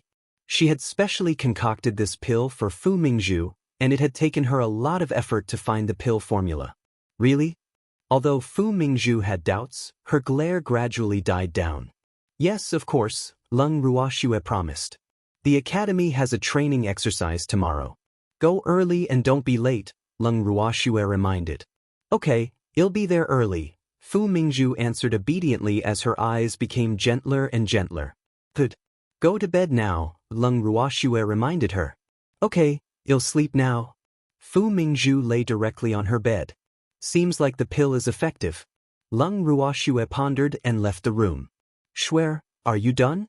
Yichen quietly asked when he saw Shuer come out. Done. Then where are we going now?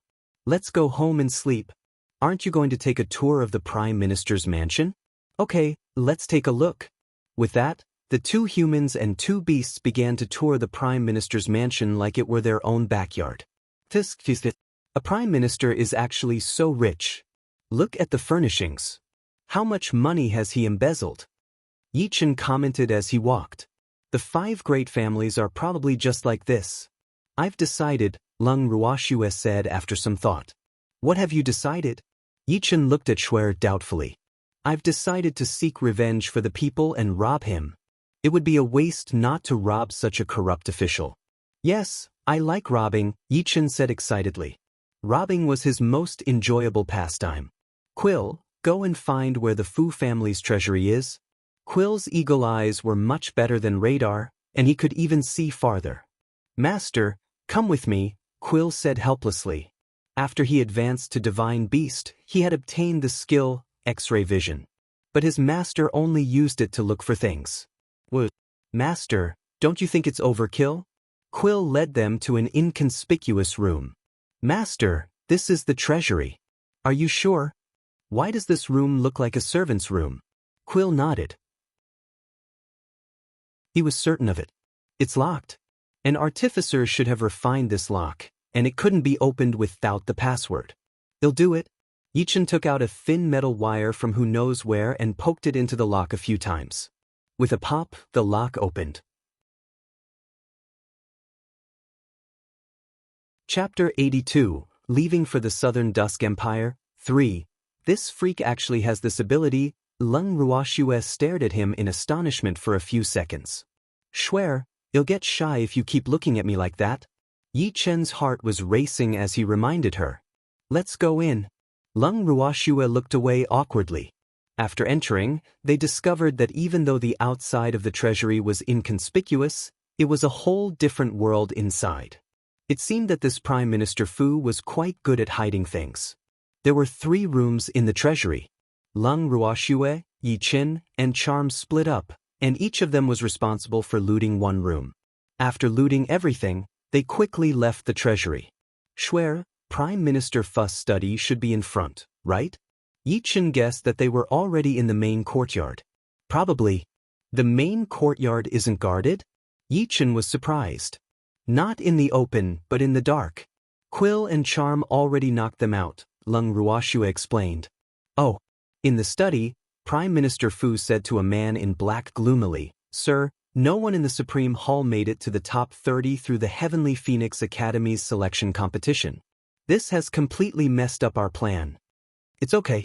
Even if they've been selected, they might not have the chance to participate in this competition, the man in black said nonchalantly. Sir, you mean, you don't have to worry about this matter. Just do your part well, the man in black said coldly. Yes. Sir, Lung Ruoxue is General Lung's most beloved granddaughter. Do you think, what's the big deal about General Lung? He's only a person, no matter how powerful he is. How can our patriarch be afraid of him? It's only a matter of time before we deal with him, the black-clothed person said confidently. Damn it. Not only do they want to deal with me, but they also wanted to deal with Grandpa. Fortunately, they came to the right study.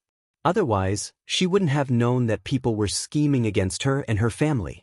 At this point, Lung Ruoxue, who was hiding in the dark, had a flash of killing intent in her beautiful eyes. "Swear, let's leave first and discuss further," Yichen reminded her. Lung Ruoxue nodded. They jumped onto Quill's back and disappeared into the night. After talking to Prime Minister Fu, the man in black left the Prime Minister's mansion. "Who are you?" the man in black vigilantly asked the two humans and two beasts who suddenly appeared in front of him. He couldn't sense their strength at all. "You'll know when you reach hell," a cold voice reached the black-robed man's ears. "Eha!" A scream resounded in the darkness. "Misty Woods, the territory of fire rhinoceroses, will they come?" Yichen asked curiously while looking at Lung Ruoxue. He and Shuer were here very early to wait for them. Well, no later. Before coming, she had instructed Quill to drug the team. The drug could cause hallucinations. After the previous incident, she knew that they would definitely want to avoid the fire rhinoceroses' territory. But she wanted them to come to her door on their own accord. Moreover, she had sprinkled another drug on the road to the fire rhinoceroses' territory. The two drugs happened to work together and attracted each other, so they had no choice but to come. Lung Ruoxue and Yichen waited in the fire rhinoceroses' territory for a while before the people caught in the trap arrived. When they arrived at the fire rhinoceroses' territory, the drug that Lung Ruoxue administered to them just happened to become effective. "Why are you here, simpleton?" Fu Mingzhu questioned Lung Ruoxue, her eyes full of hatred. "Why can't I be here?" Lung Ruoxue spoke. It was time for the effects of Fu Mingzhu's drug to wear off, and she had completely forgotten what happened last night. "Then there's only the two of you here?" A man and a woman alone, how shameless." Fu Mingzhu said disdainfully. Obviously, she had forgotten how she had chased after this man back then. "Isn't there still you guys? There are many spirit beasts here as well." Lung Ruoxue said with a spurious smile. "Where is this?" At this moment, the expression of one of the teachers leading the team changed. "Didn't we deliberately avoid the fire rhinoceroses' territory? Why did we come here again? What's the matter?" Elder Wang asked in puzzlement. "This is the territory of the fire rhinoceroses." "Are you sure?" Elder Wang asked. Fire rhinoceroses were very barbaric spirit beasts that even spiritual supremacies were unwilling to provoke. "Yes, it was this place the last time," a teacher whispered. "Leave this place quickly," Elder Wang said decisively. Spirit beasts were all very vengeful. "Everyone, leave this place immediately," one of the teachers shouted. "Leave? It's too late." Lung Ruoxue said lightly. "Lung Ruoxue, what do you mean?" Elder Wang asked calmly. "Elder Wang, haven't you noticed that this place has already been surrounded by fire rhinoceroses?" As Lung Ruoxue finished speaking, the fire rhinoceros king led its subordinates swaggering out from behind the trees. "It's her. She was the one who stole our fire rhinoceros fruits." The fire rhinoceros king pointed at Fu Mingzhu. It was this damn woman who attracted the jinx to them, so he really hated this woman to death. "So it was really you," Lung Ruoxue said coldly. In fact, she had guessed long ago that Fu Mingzhu might be the one who stole the fire rhinoceros fruits and provoked the fire rhinoceroses. Probably no one else had the capability to bribe everyone to give the same false testimony. "Me? I didn't," Fu Mingzhu denied guiltily. She would never admit it even if she died. "It doesn't matter whether you admit it or not. What's important is that none of you can leave this place today," Lung Ruoxue said with bloodlust, her eyes full of killing intent. "What do you want to do?" Elder Wang pretended to be calm. "To avenge my elder brother, of course." "Don't be rash. If the academy gets wind of this, it won't let you off," Elder Wang threatened. He didn't know why these fire rhinoceroses listened to Lung Ruoxue, but he could only use the academy to pressure her now. "Dead people can't talk," Lung Ruoxue said lightly. "Who's going to tell me why you falsely accused my brother?" Lung Ruoxue looked at the students who were trembling in fear.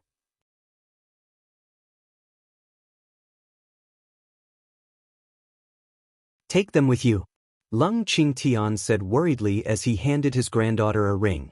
Grandpa, I don't lack anything. You didn't need to prepare anything, Lung Ruoxue said helplessly as she looked at the things in the ring. Why did Grandpa prepare so much food? Bring them along with you. The journey is quite far. Lung Qingtian said. Phoenix City was quite a distance away from lunar capital, and the journey was not very smooth. There were many sections that were very remote, and there was no place to stay at all, much less food. Okay. Lung Ruoxue didn't want her grandfather to worry since it was a token of his concern. Miss, the academy sent someone over. The principal is looking for you, Feng De said directly as he walked in. Grandpa, I'm going. Get going. After arriving at the Heavenly Phoenix Academy, Lung Ruoxue went straight to the principal's office. Grandpa Lin, what's the matter? Lung Ruoxue asked. Ruoxue, do you know that the students and Elder Wang who went out for training that day haven't returned yet? Lin Liang probed. Yes, I've heard. Grandpa Lin, the forest has always been full of dangers. Isn't it common for teams that go for training to meet some powerful spirit beast and be completely wiped out? There's no need to worry so much. Lung Ruoxue comforted. That's true, Lin Liang said helplessly. This girl is actually playing dumb with me. Ruoxue, I called you here for something important. What? You must get first place in this year's academy competition. Lin Liang said very seriously. Is there something special about this academy competition? Lung Ruoxue guessed. Yes. Have you heard of the Creek of Affinity Mystic Realm? Lin Liang asked mysteriously. No. The Creek of Affinity Mystic Realm is a naturally formed treasure land. There are countless heavenly materials and earthly treasures, holy beasts, and divine beasts in it. It only appears once every 1,000 years, and only 200 people are allowed to enter each time. The origin of the Academy competition is to fight for the spots to enter the Creek of Affinity Mystic Realm. The Academy competition has been continuing even though the Creek of Affinity Mystic Realm opens only once every 1,000 years. It happens to be the 1,000th year this year, so this year's competition is critical.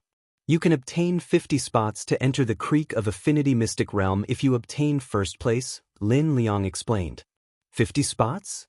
Sounds very attractive, Lung Ruoxue said without much interest. She had the Heaven and Earth bracelet, so this Creek of Affinity Mystic Realm wasn't very attractive to her. Of course it's attractive. Do you know how many spiritual supremacies want to obtain a spot? There are many divine beasts inside. If you can contract one, you will be able to do whatever you want on the Ling Feng continent. It is said that there are also precious medicinal herbs and heavenly materials inside that can help people advance to spiritual deity, Lin Liang said with yearning. Once in 1,000 years, but not everyone had such an opportunity. One Grandpa Lin, what benefits will we get if we can come first in this academy competition? Lung Ruoxue asked. She didn't want to give others the chance to benefit. She had always been selfish, so of course she had to benefit herself. If you can obtain first place, then all of the participating students will automatically obtain the qualifications to enter the Creek of Affinity Mystic Realm, Lin Liang said. He knew what this girl was thinking, so he explained it to her in advance so that she could have peace of mind. What about the other spots? Lung Ruoxue asked. She didn't want the spots that she worked hard to obtain to benefit the people she hated.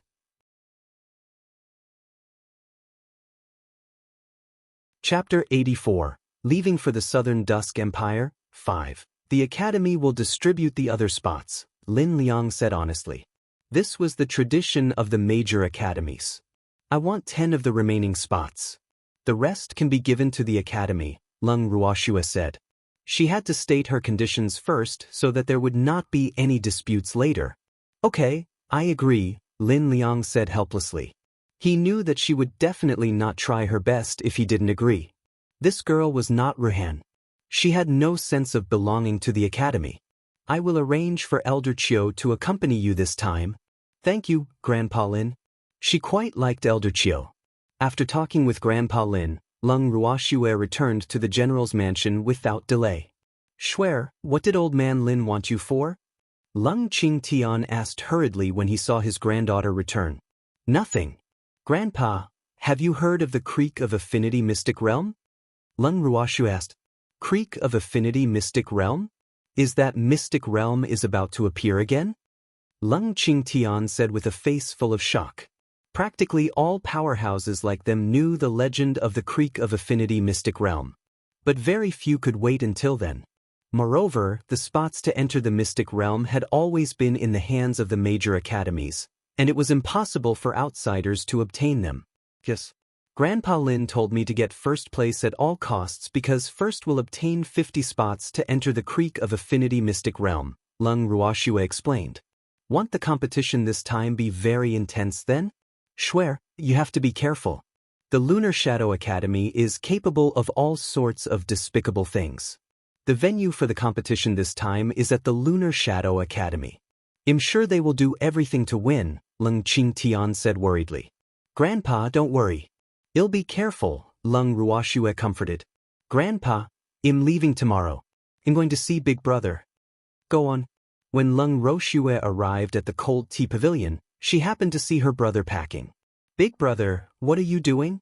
Lung Ruoxue watched curiously as her brother busied himself while the white tiger couple lay on the ground, acting lovey-dovey. Packing? Why are you packing? Where's Mingyan?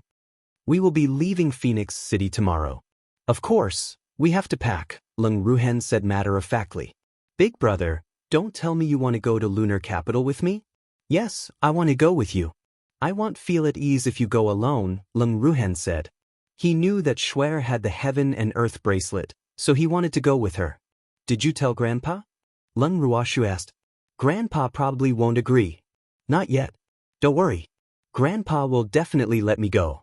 I can stay in your space with the entire White Tiger family. Lung Ruhen had planned it all out long ago. Okay, then Big Brother will go with Shuer.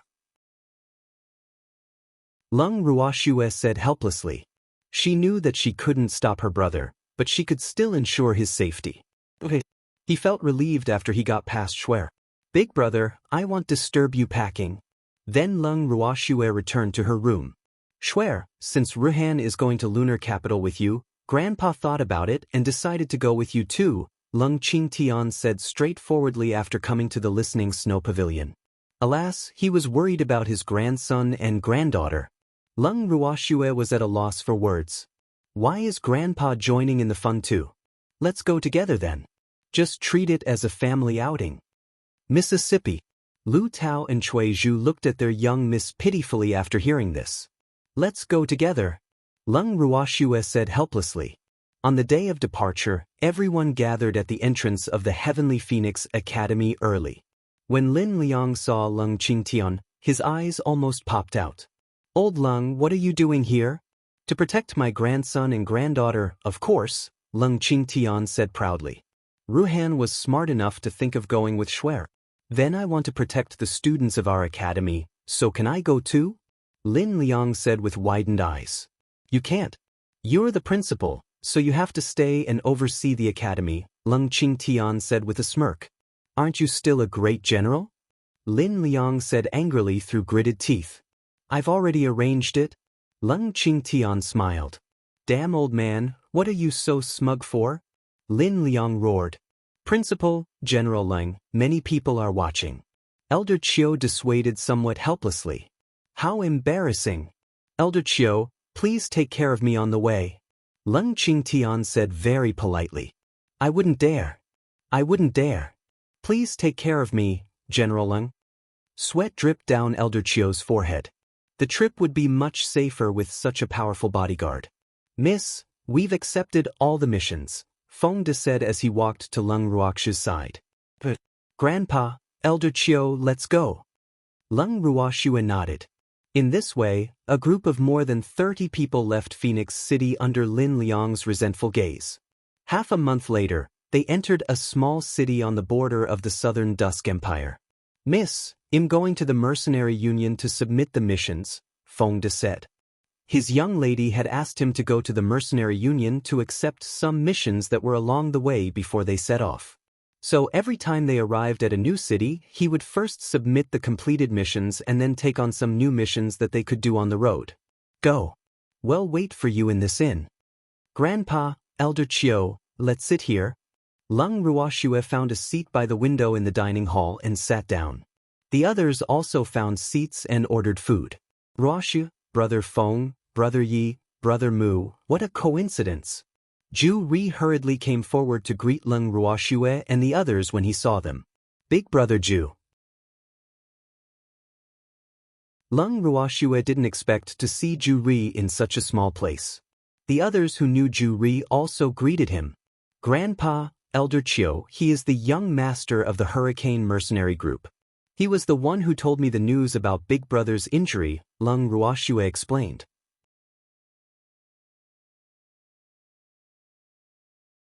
Chapter 85. Leaving for the Southern Dusk Empire, 6. Thank you, young Master Ju. You're too polite, General Leng. This junior has heard a lot about you, Ju Ri said quickly. Big Brother Ju, do you have a mission? Leng Ruoxue saw them escorting a carriage pulled by a spirit horse. Yes, we just returned from Western Light, Ju Ri explained. Big Brother Ju, we still have to travel tomorrow, so we'll go back to our rooms to rest first, Leng Ruoxue said directly after they chatted for a while and saw that everyone was almost done eating.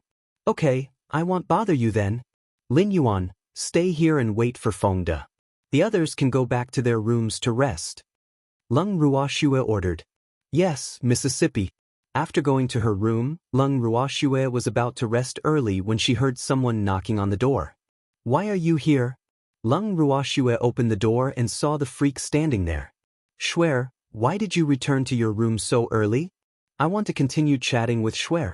I'm tired, so I want to rest early, Leng Ruoxue said. Then rest early. Shuer looks exhausted. Okay. Leng Ruoxue nodded.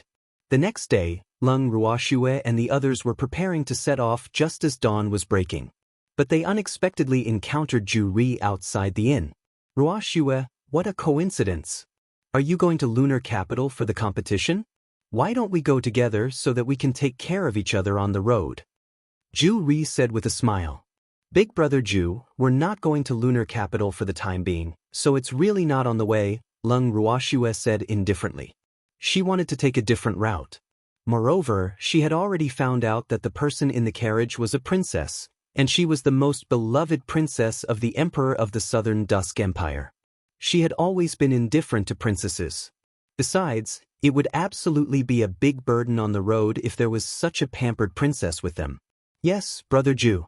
We have other things to do and won't be going to Lunar Capital for the time being, Feng Moran said. He knew that Shuer didn't want to go with them, so of course he had to cooperate with her. Alright, I'll see you in Lunar Capital then, Ju Ri said with some disappointment. Ruoxue, why didn't we go with them? Feng Moran asked in puzzlement. Troublesome. Let's go the other way. Leng Ruoxue said. Ruoxue, the other route is very difficult to traverse. Elder Chiu reminded her. Elder Chiu, we didn't take many easy roads along the way either. Leng Ruoxue said. Her main goal was to let them experience the world. If they were here to enjoy life, Quill could have just flown them all the way. That mountain is called the Thousand Cry Mountain. It's the tallest and most dangerous mountain within the borders of Southern Dusk. We have to cross the Thousand Cry Mountain for a road leading to Lunar Capital, Leng Qingtian explained while looking at the mountain not far away. Is everyone ready? Yes. Let's go, Leng Ruoxue ordered. They walked into the Thousand Cry Mountain and realized how tall and steep it was when they entered it. The mountain ridges rose and fell continuously, and what they saw from the outside was only the tip of the iceberg. Moreover, they felt so insignificant between the tall ridges. Leng Ruoxue and the others walked for almost a day before they crossed the peak of one mountain. Big Brother, why don't you stay in the Heaven and Earth bracelet? Leng Ruoxue whispered, afraid that her brother would be too tired. Shuer, are you looking down on me? It's just a mountain. Leng Ruhan said with some displeasure. Shuer, we have to find a place to camp. Yichen looked at the sky. Okay, let's camp here. Leng Ruoxue said directly, seeing that this place was spacious and level. She knew that everyone was a little tired as well. Why didn't we take an easier road? How long do we have to keep going? A sharp female voice suddenly sounded, attracting everyone's attention. Do you have a problem with this? Leng Ruoxue's beautiful eyes were as calm as water as she looked at Song Min, the only other girl in the group. Of course I have a problem, Song Min said with some envy. She was a talented artificer, born to be respected by everyone. But she didn't receive any preferential treatment at all with these people. She had been ignored all along the way, and staying on a barren mountain finally made her, who had always been proud, explode in anger. Do you not want to stay here anymore? Lung Ruoxue said coldly. Other than the people from the Sacred Hall, the other 3 divisions each sent a representative with them. Song Min was the representative sent by the Artificer Division, and she had always felt superior. She had complained a lot along the way, but Lung Ruoxue didn't do anything for the sake of Elder Chiu. This female prodigy probably couldn't take it anymore now. No one wants to stay in such a godforsaken place. Song Min hollered. Oh, is there anyone else who doesn't want to stay here? Tell me now, and I'll send you down the mountain, Lung Ruoxue said indifferently. Her team didn't need spoiled young masters and ladies. Song Min, stop making a fuss. The principal said that we have to listen to Ruoxue's arrangements on the journey, Elder Chiu roared angrily. Based on what? I'm an artificer, Song Min said indignantly. What's so great about a mere artificer like you? Feng De mocked disdainfully. That's right. You are merely an artificer. Look at how smug you are. Lin Yuan echoed. His young lady was also an artificer. Why you? Song Min was so angry that her entire body was trembling. These uncouth people actually dared to humiliate a noble artificer. I won't let them go. Song Min, shut up. Stop making a fuss. Elder Chiu roared again. How can this Song Min be so troublesome? She really has poor judgment. Alas. Elder Chiu, you don't have to persuade me. I'll send her down the mountain, Lung Ruoxue said impatiently. Are you two going to descend the mountain with her? Lung Ruoxue asked the 2 students from the Alchemist and Beast Trainer divisions. No, the 2 of them said in unison. Although they were also full of complaints when they first set off with Lung Ruoxue and the others, they were really convinced after getting along for the past few days. Moreover, they gradually began to worship Lung Ruoxue as an idol like the spiritualists.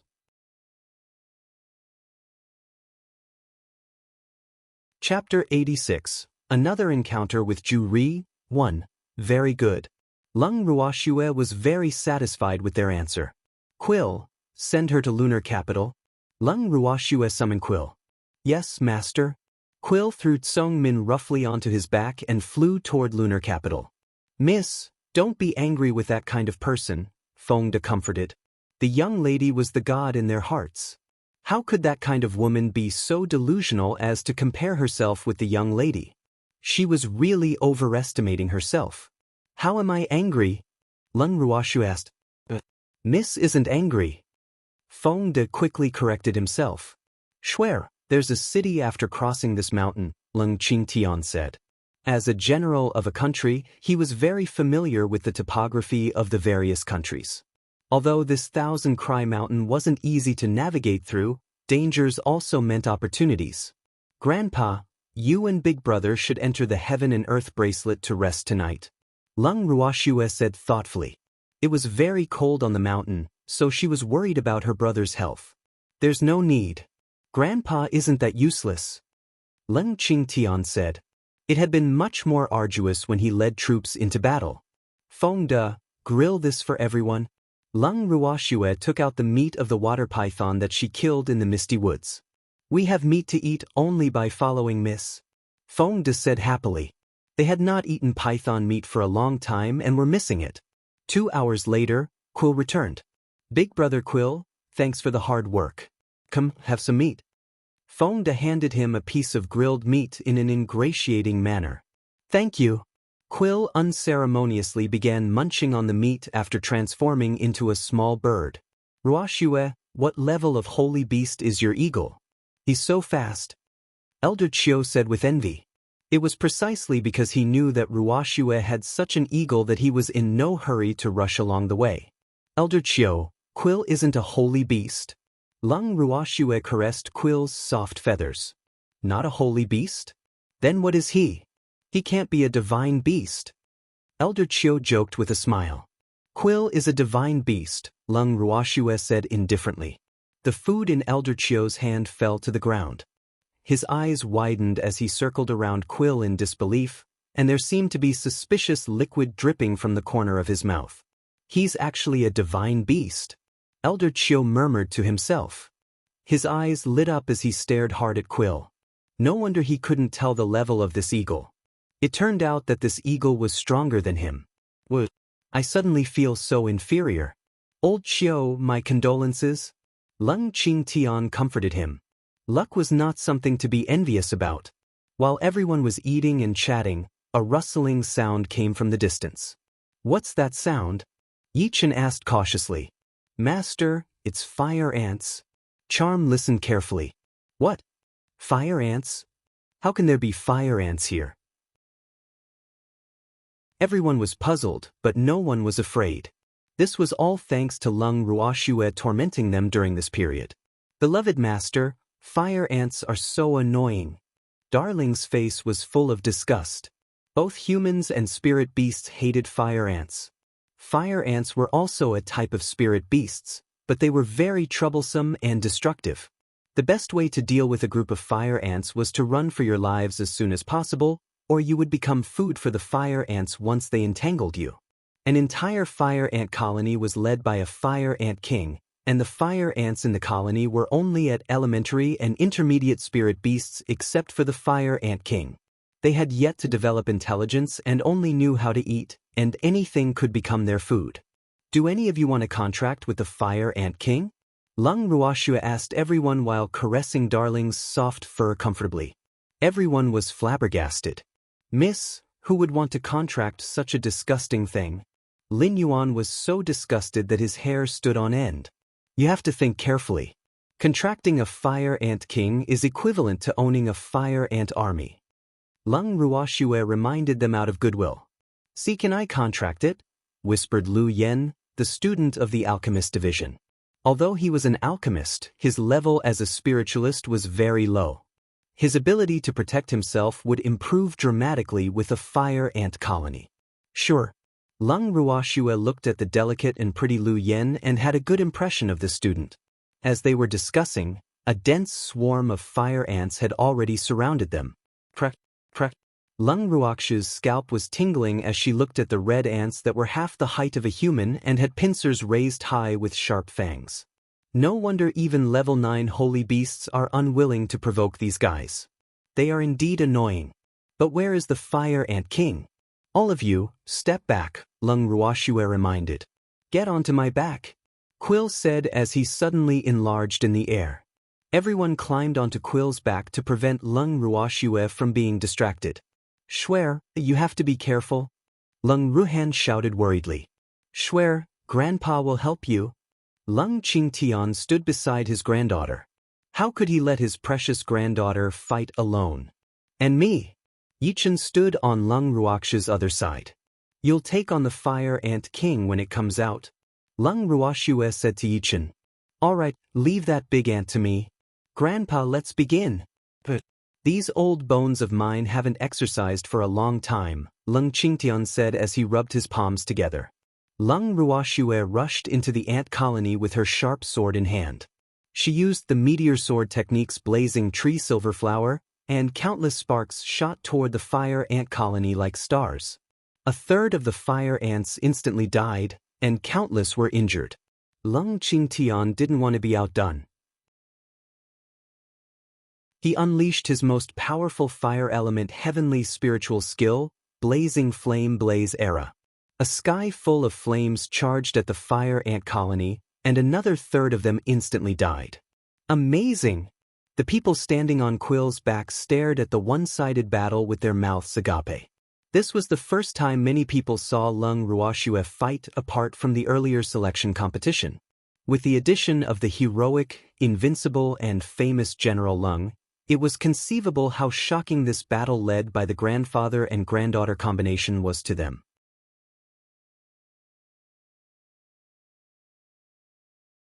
Chapter 87. Another encounter with Ju Ri. 2. How dare you kill my children? The fire ant king finally showed up after almost half of the fire ants died. Finally came out. Lung Ruoxue stopped attacking and looked at the fire ant king with her beautiful eyes. Why do these kings like to cower in fear so much? Can't they just come out openly? Why are they so shy? The fire ant king was more than twice the height of ordinary fire ants. Its whole body was as bright as burning flames, and it had 2 large pincers raised high. It was a level 5 holy beast, and it would definitely be as strong as a level 9 holy beast with its ability to control its fire ant colony. So many good assistants. Not bad, she was very satisfied. Seeing the fire ant king emerge, Lung Qingtian also stopped. The grandfather and granddaughter stood aside tacitly and gave the battlefield to Yichen. Big Ant, come here, Yichen said softly like the big bad wolf luring Little Red Riding Hood. Damn humans. I won't let you go. The fire ant king roared furiously and charged at Yichen. Yichen clenched his fist and punched the fire ant king on the head. With a loud bang, the fire ant king was overturned, and its feet were upside down in the air. Due to its size, it couldn't turn over no matter how hard it tried, and all it could do was keep kicking its legs. Human, you are too despicable. I won't let you go. The fire ant king roared in grief and indignation. You are bullying ants. Woo-woo. Damn humans.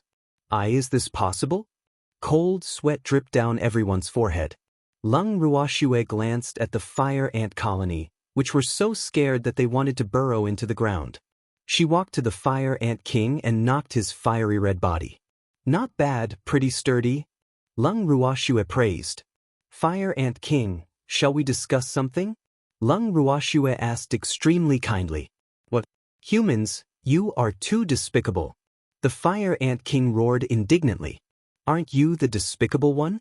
There are only so few of us, but look at how many ants there are among you. Lung Ruoxue pointed at the ants that hadn't died yet. Tis, the fire ant king was speechless. It seemed that it had more on its side. Fire ant king, I will spare your lives as long as you agree to be his spirit beast. What do you think? Lung Ruoxue pointed at Lu Yen. I don't want to be the spirit beast of a weak human, the fire ant king said disdainfully. It had its pride even though it was only an ant. Then die. Lung Ruoxue said indifferently. An immense amount of fire attribute spiritual power was released from her fingertips and hit the fire ant king. It was just an ant, so no big deal. I don't want to die. I agree to be a spirit beast. The fire ant king said without a spine. What? It hurts. How can this human kill me just like that? Too scary. You should have known better. Lung Ruoxue said discontentedly as she tamed the fire ant king. Lu Yen, come down and contract with it. Lung Ruoxue said to Lu Yen. Thank you, Lu Yen said to Lung Ruoxue gratefully after establishing the master-slave contract with the fire ant king. I, Lu Yen, am willing to acknowledge Lung Ruoxue as my master. I will always be loyal and will never betray you, Lu Yen said suddenly. Then the contract array descended to establish the contract. You're not bad.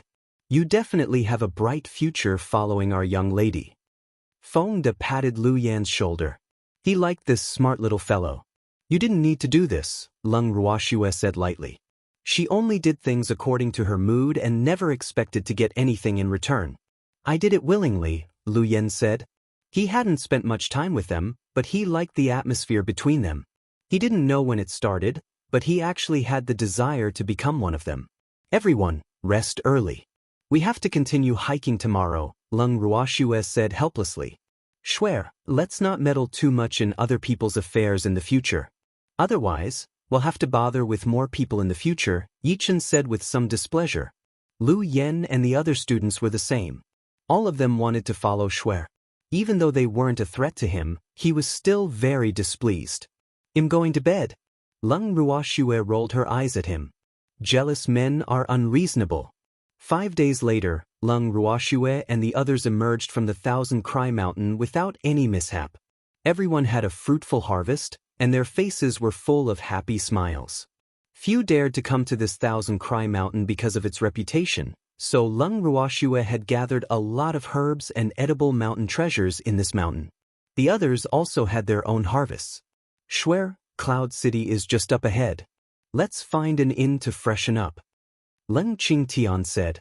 These children are as dirty as beggars. Okay. Leng Ruoxue nodded.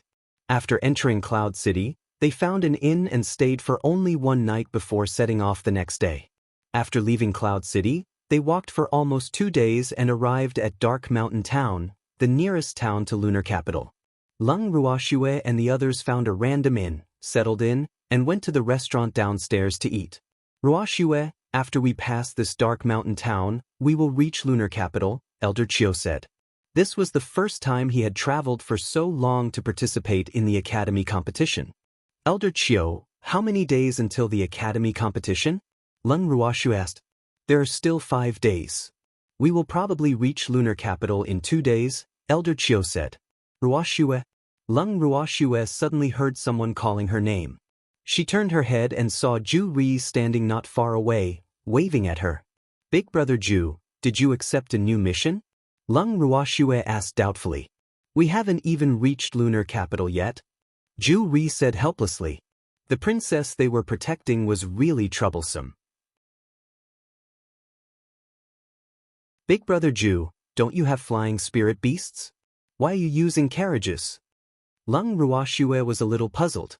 If they used flying spirit beasts, they would have arrived in Lunar Capital long ago. The princess is afraid of heights, so we can only use carriages, Ju Ri said somewhat gloomily. He had told his father not to accept this mission, but his father just wouldn't listen to him. In the end, that noble princess kept finding trouble along the way, and his mercenaries also had a lot of complaints.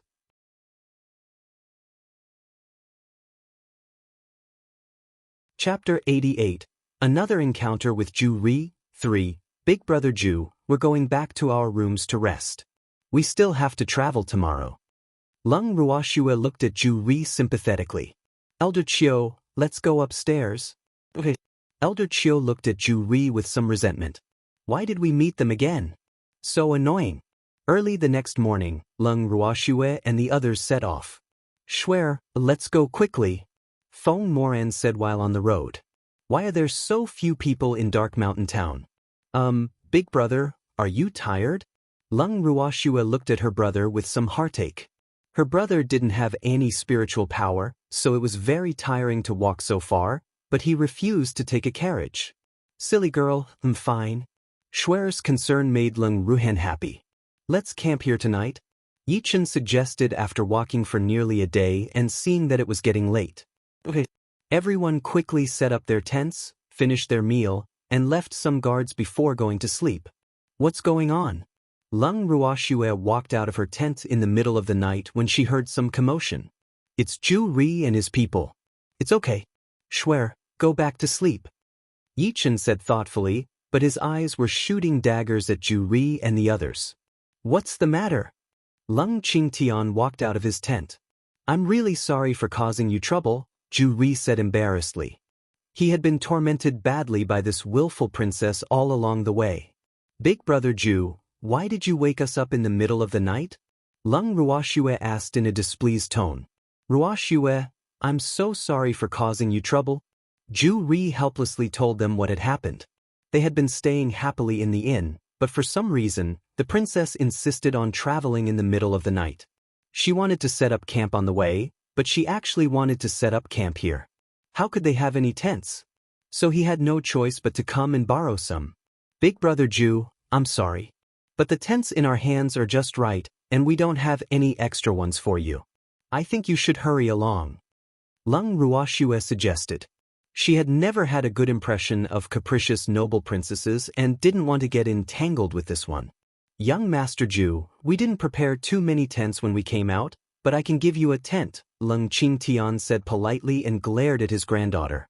This girl is really too straightforward. It isn't Ju Ri's fault. Thank you, Generaling. One is enough, Ju Ri said awkwardly. Young Master Ju, I'll let you use that tent. Leng Qingtian pointed at his own tent.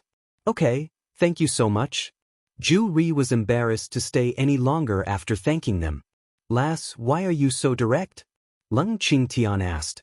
I just want them to leave quickly, Leng Ruoxue said. She really didn't like people from imperial families. Ah, this place is so dirty. What's this smell? Stinks.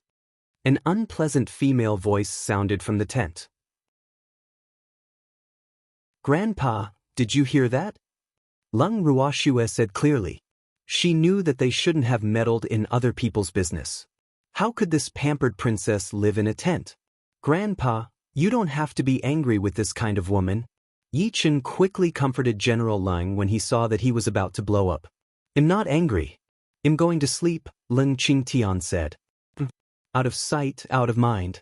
Princess, you're the one who insisted on staying in a tent even though there was an inn. If you are so choosy, stay outside with my brothers and feed the mosquitoes, Ju Ri said coldly and turned to leave the tent. He had had enough on the way. Ju Ri, you bastard! How dare you speak to me like that?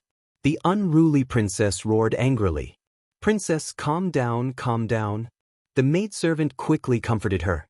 Look at his attitude. I am a princess. How dare he treat me like this?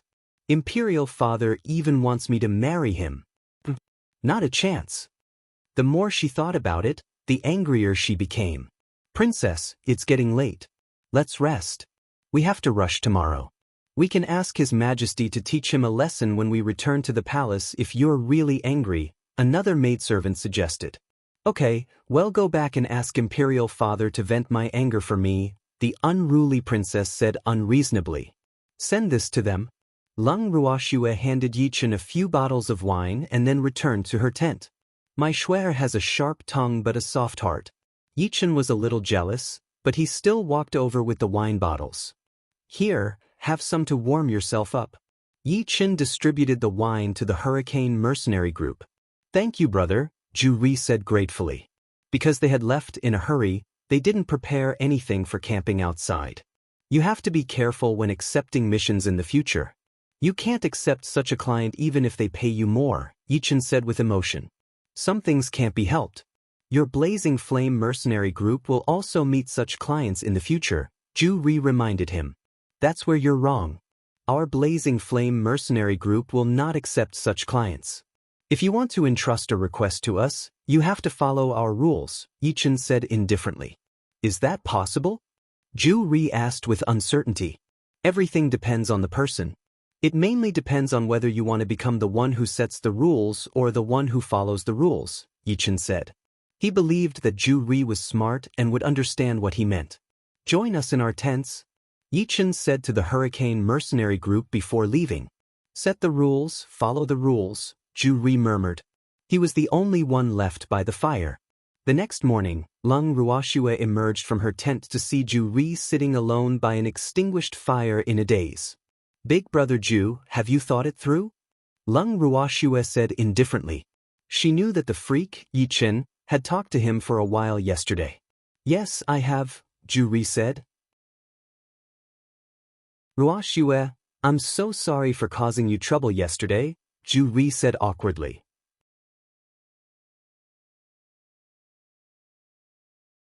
Chapter 89. Another encounter with Ju Ri 4. I just don't like people from imperial families, Lung Ruoxue explained. Her tone wasn't too good yesterday. I don't like them either, Ju Ri agreed. People from imperial families were indeed annoying. Big brother Ju, if you don't want to be controlled by others, you have to become a powerhouse above everyone, Lung Ruoxue reminded. Okay, I will work hard. How could Ju Ri not know what Ruoxue was thinking? But it wasn't so easy to become a true powerhouse. Big brother Ju, where is the pill I gave you? Lung Ruoxue asked. It's still here. I've been keeping it all this while. Ju Ri said. The spiritual energy in the pill was very abundant. It was obvious at a glance that it was no ordinary pill. Big brother Ju, when you become a spiritual sovereign, that pill can help you break through to spiritual supremacy. Lung Ruoxue turned and left, leaving behind a dazed Ju Ri. When nearly everyone was awake, they divided the work to prepare breakfast. Hey, go and get that commoner to wait on me, the snobbish princess ordered Ju Ri domineeringly. Why is that damn woman more beautiful than me? There are so many handsome men surrounding her too. She felt pissed off just looking at the scene. Princess, stop making a fuss. Hurry up and finish your breakfast so we can continue on our journey, Ju Ri said impatiently. How dare you shout at me? Do you want to die? The princess, who had always been able to do whatever she wanted, roared furiously. Ju Ri glared coldly at the princess and then left. Ju Ri, how dare you? Xiao Wan, go and tell that commoner to come and serve me. Seeing Ju Ri leave, the princess was even angrier and directly ordered her maidservant bossily. Yes. The maidservant named Xiao Wan had no choice but to bite the bullet and walk toward Leng Ruoxue and the others. Miss, our princess invites you over, Xiao Wan whispered fearfully. These people don't like they should be provoked, but why does the princess dislike them? Are you talking to me? Leng Ruoxue asked lightly while holding a grilled rabbit thigh in one hand. Yes, Xiao Wan said fearfully. Heavens, why do I feel that this young lady is more like a princess than our princess? I don't think your princess wants to invite me over. Leng Ruoxue said softly. The princess spoke so loudly that they couldn't pretend not to hear her. Seeing the unfriendly gazes, Xiao Wan felt her legs go weak. Scram, Yichen said coldly. Xiao Wan was so scared that she hurriedly ran back. Heavens! That man's expression just now was really too scary. Princess, this servant. Xiao Wan knelt in front of the princess, her face full of fear. Useless thing. The princess slapped Xiao Wan on the face and scolded her. You lowly commoner, it's your honor that this princess is willing to let you serve me. How dare you not know how to appreciate favors? The princess walked directly to Leng Ruoxue and scolded her angrily. Who are you calling a commoner? Leng Ruoxue narrowed her beautiful eyes, killing intent flashing in them. You of course. Wouldn't a commoner have no money to stay in an inn? The princess said matter-of-factly. Doesn't that mean you're worse than a commoner? Don't forget. You borrowed your tent from someone else. Leng Ruoxue reminded her. Exactly. Without our tent, the princess would have had to sleep out in the wild, Feng De said mockingly. How dare a princess be rude to our young lady? She must be tired of living. You lowly commoners, how dare you? I am a princess. The princess roared furiously as she looked at the mocking and unfriendly gazes. Captain, do you want to go over and take a look? Those people aren't to be trifled with. A mercenary couldn't bear to watch any longer and whispered to Ju Ri. It would implicate their mercenary group if those people killed the princess in a fit of anger. Ignore her, Ju Ri said coldly. He believed that Ruoxue would know her limits. Feng De, throw her back. Leng Ruoxue ordered. This was the Southern Dusk Empire after all. Even if she wanted to kill this princess, she wouldn't do it now. Yes, Mississippi. Feng De picked up the princess like he was picking up a chicken and threw her back into her carriage. He then wiped his hands on the curtain of the carriage in disdain and walked back. Why you? I won't let you go. You're dead. The princess screamed, but she was completely ignored. Shuer, pack up and go. Leng Qingtian said. If they hurried, they should reach lunar capital by tomorrow morning. Well, get Quill to bring us there later. Leng Ruoxue said. Captain, should we set off? A mercenary asked. Let's go. Ju Ri ordered after Leng Ruoxue and the others left on the flying spirit beast. 2 hours later, Quill descended in front of the city gates of lunar capital. So this is lunar capital. It's about the same as our Phoenix City. Some students who had never been to lunar capital couldn't help but be a little disappointed when they saw the tall city walls. The Southern Dusk Empire was the wealthiest among the 5 great countries, but it didn't look much different from their Phoenix City.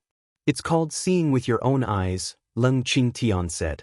The reason the Southern Dusk Empire was regarded as the wealthiest of the 5 countries was mainly that the Hua family, the head of the 5 great families, lived in lunar capital. But the money belonged to the Hua family and had nothing to do with the Southern Dusk Empire. Grandpa, Elder Chiu, let's enter. Leng Ruoxue said. Everyone strode into the capital. Someone welcomed them as they entered the city gates. You must be Elder Chiu. I am Elder Yu from the Lunar Shadow Academy. I am in charge of receiving guests from the major academies. A tall and thin old man introduced himself. Greetings, Elder Yu, Elder Chiu said politely.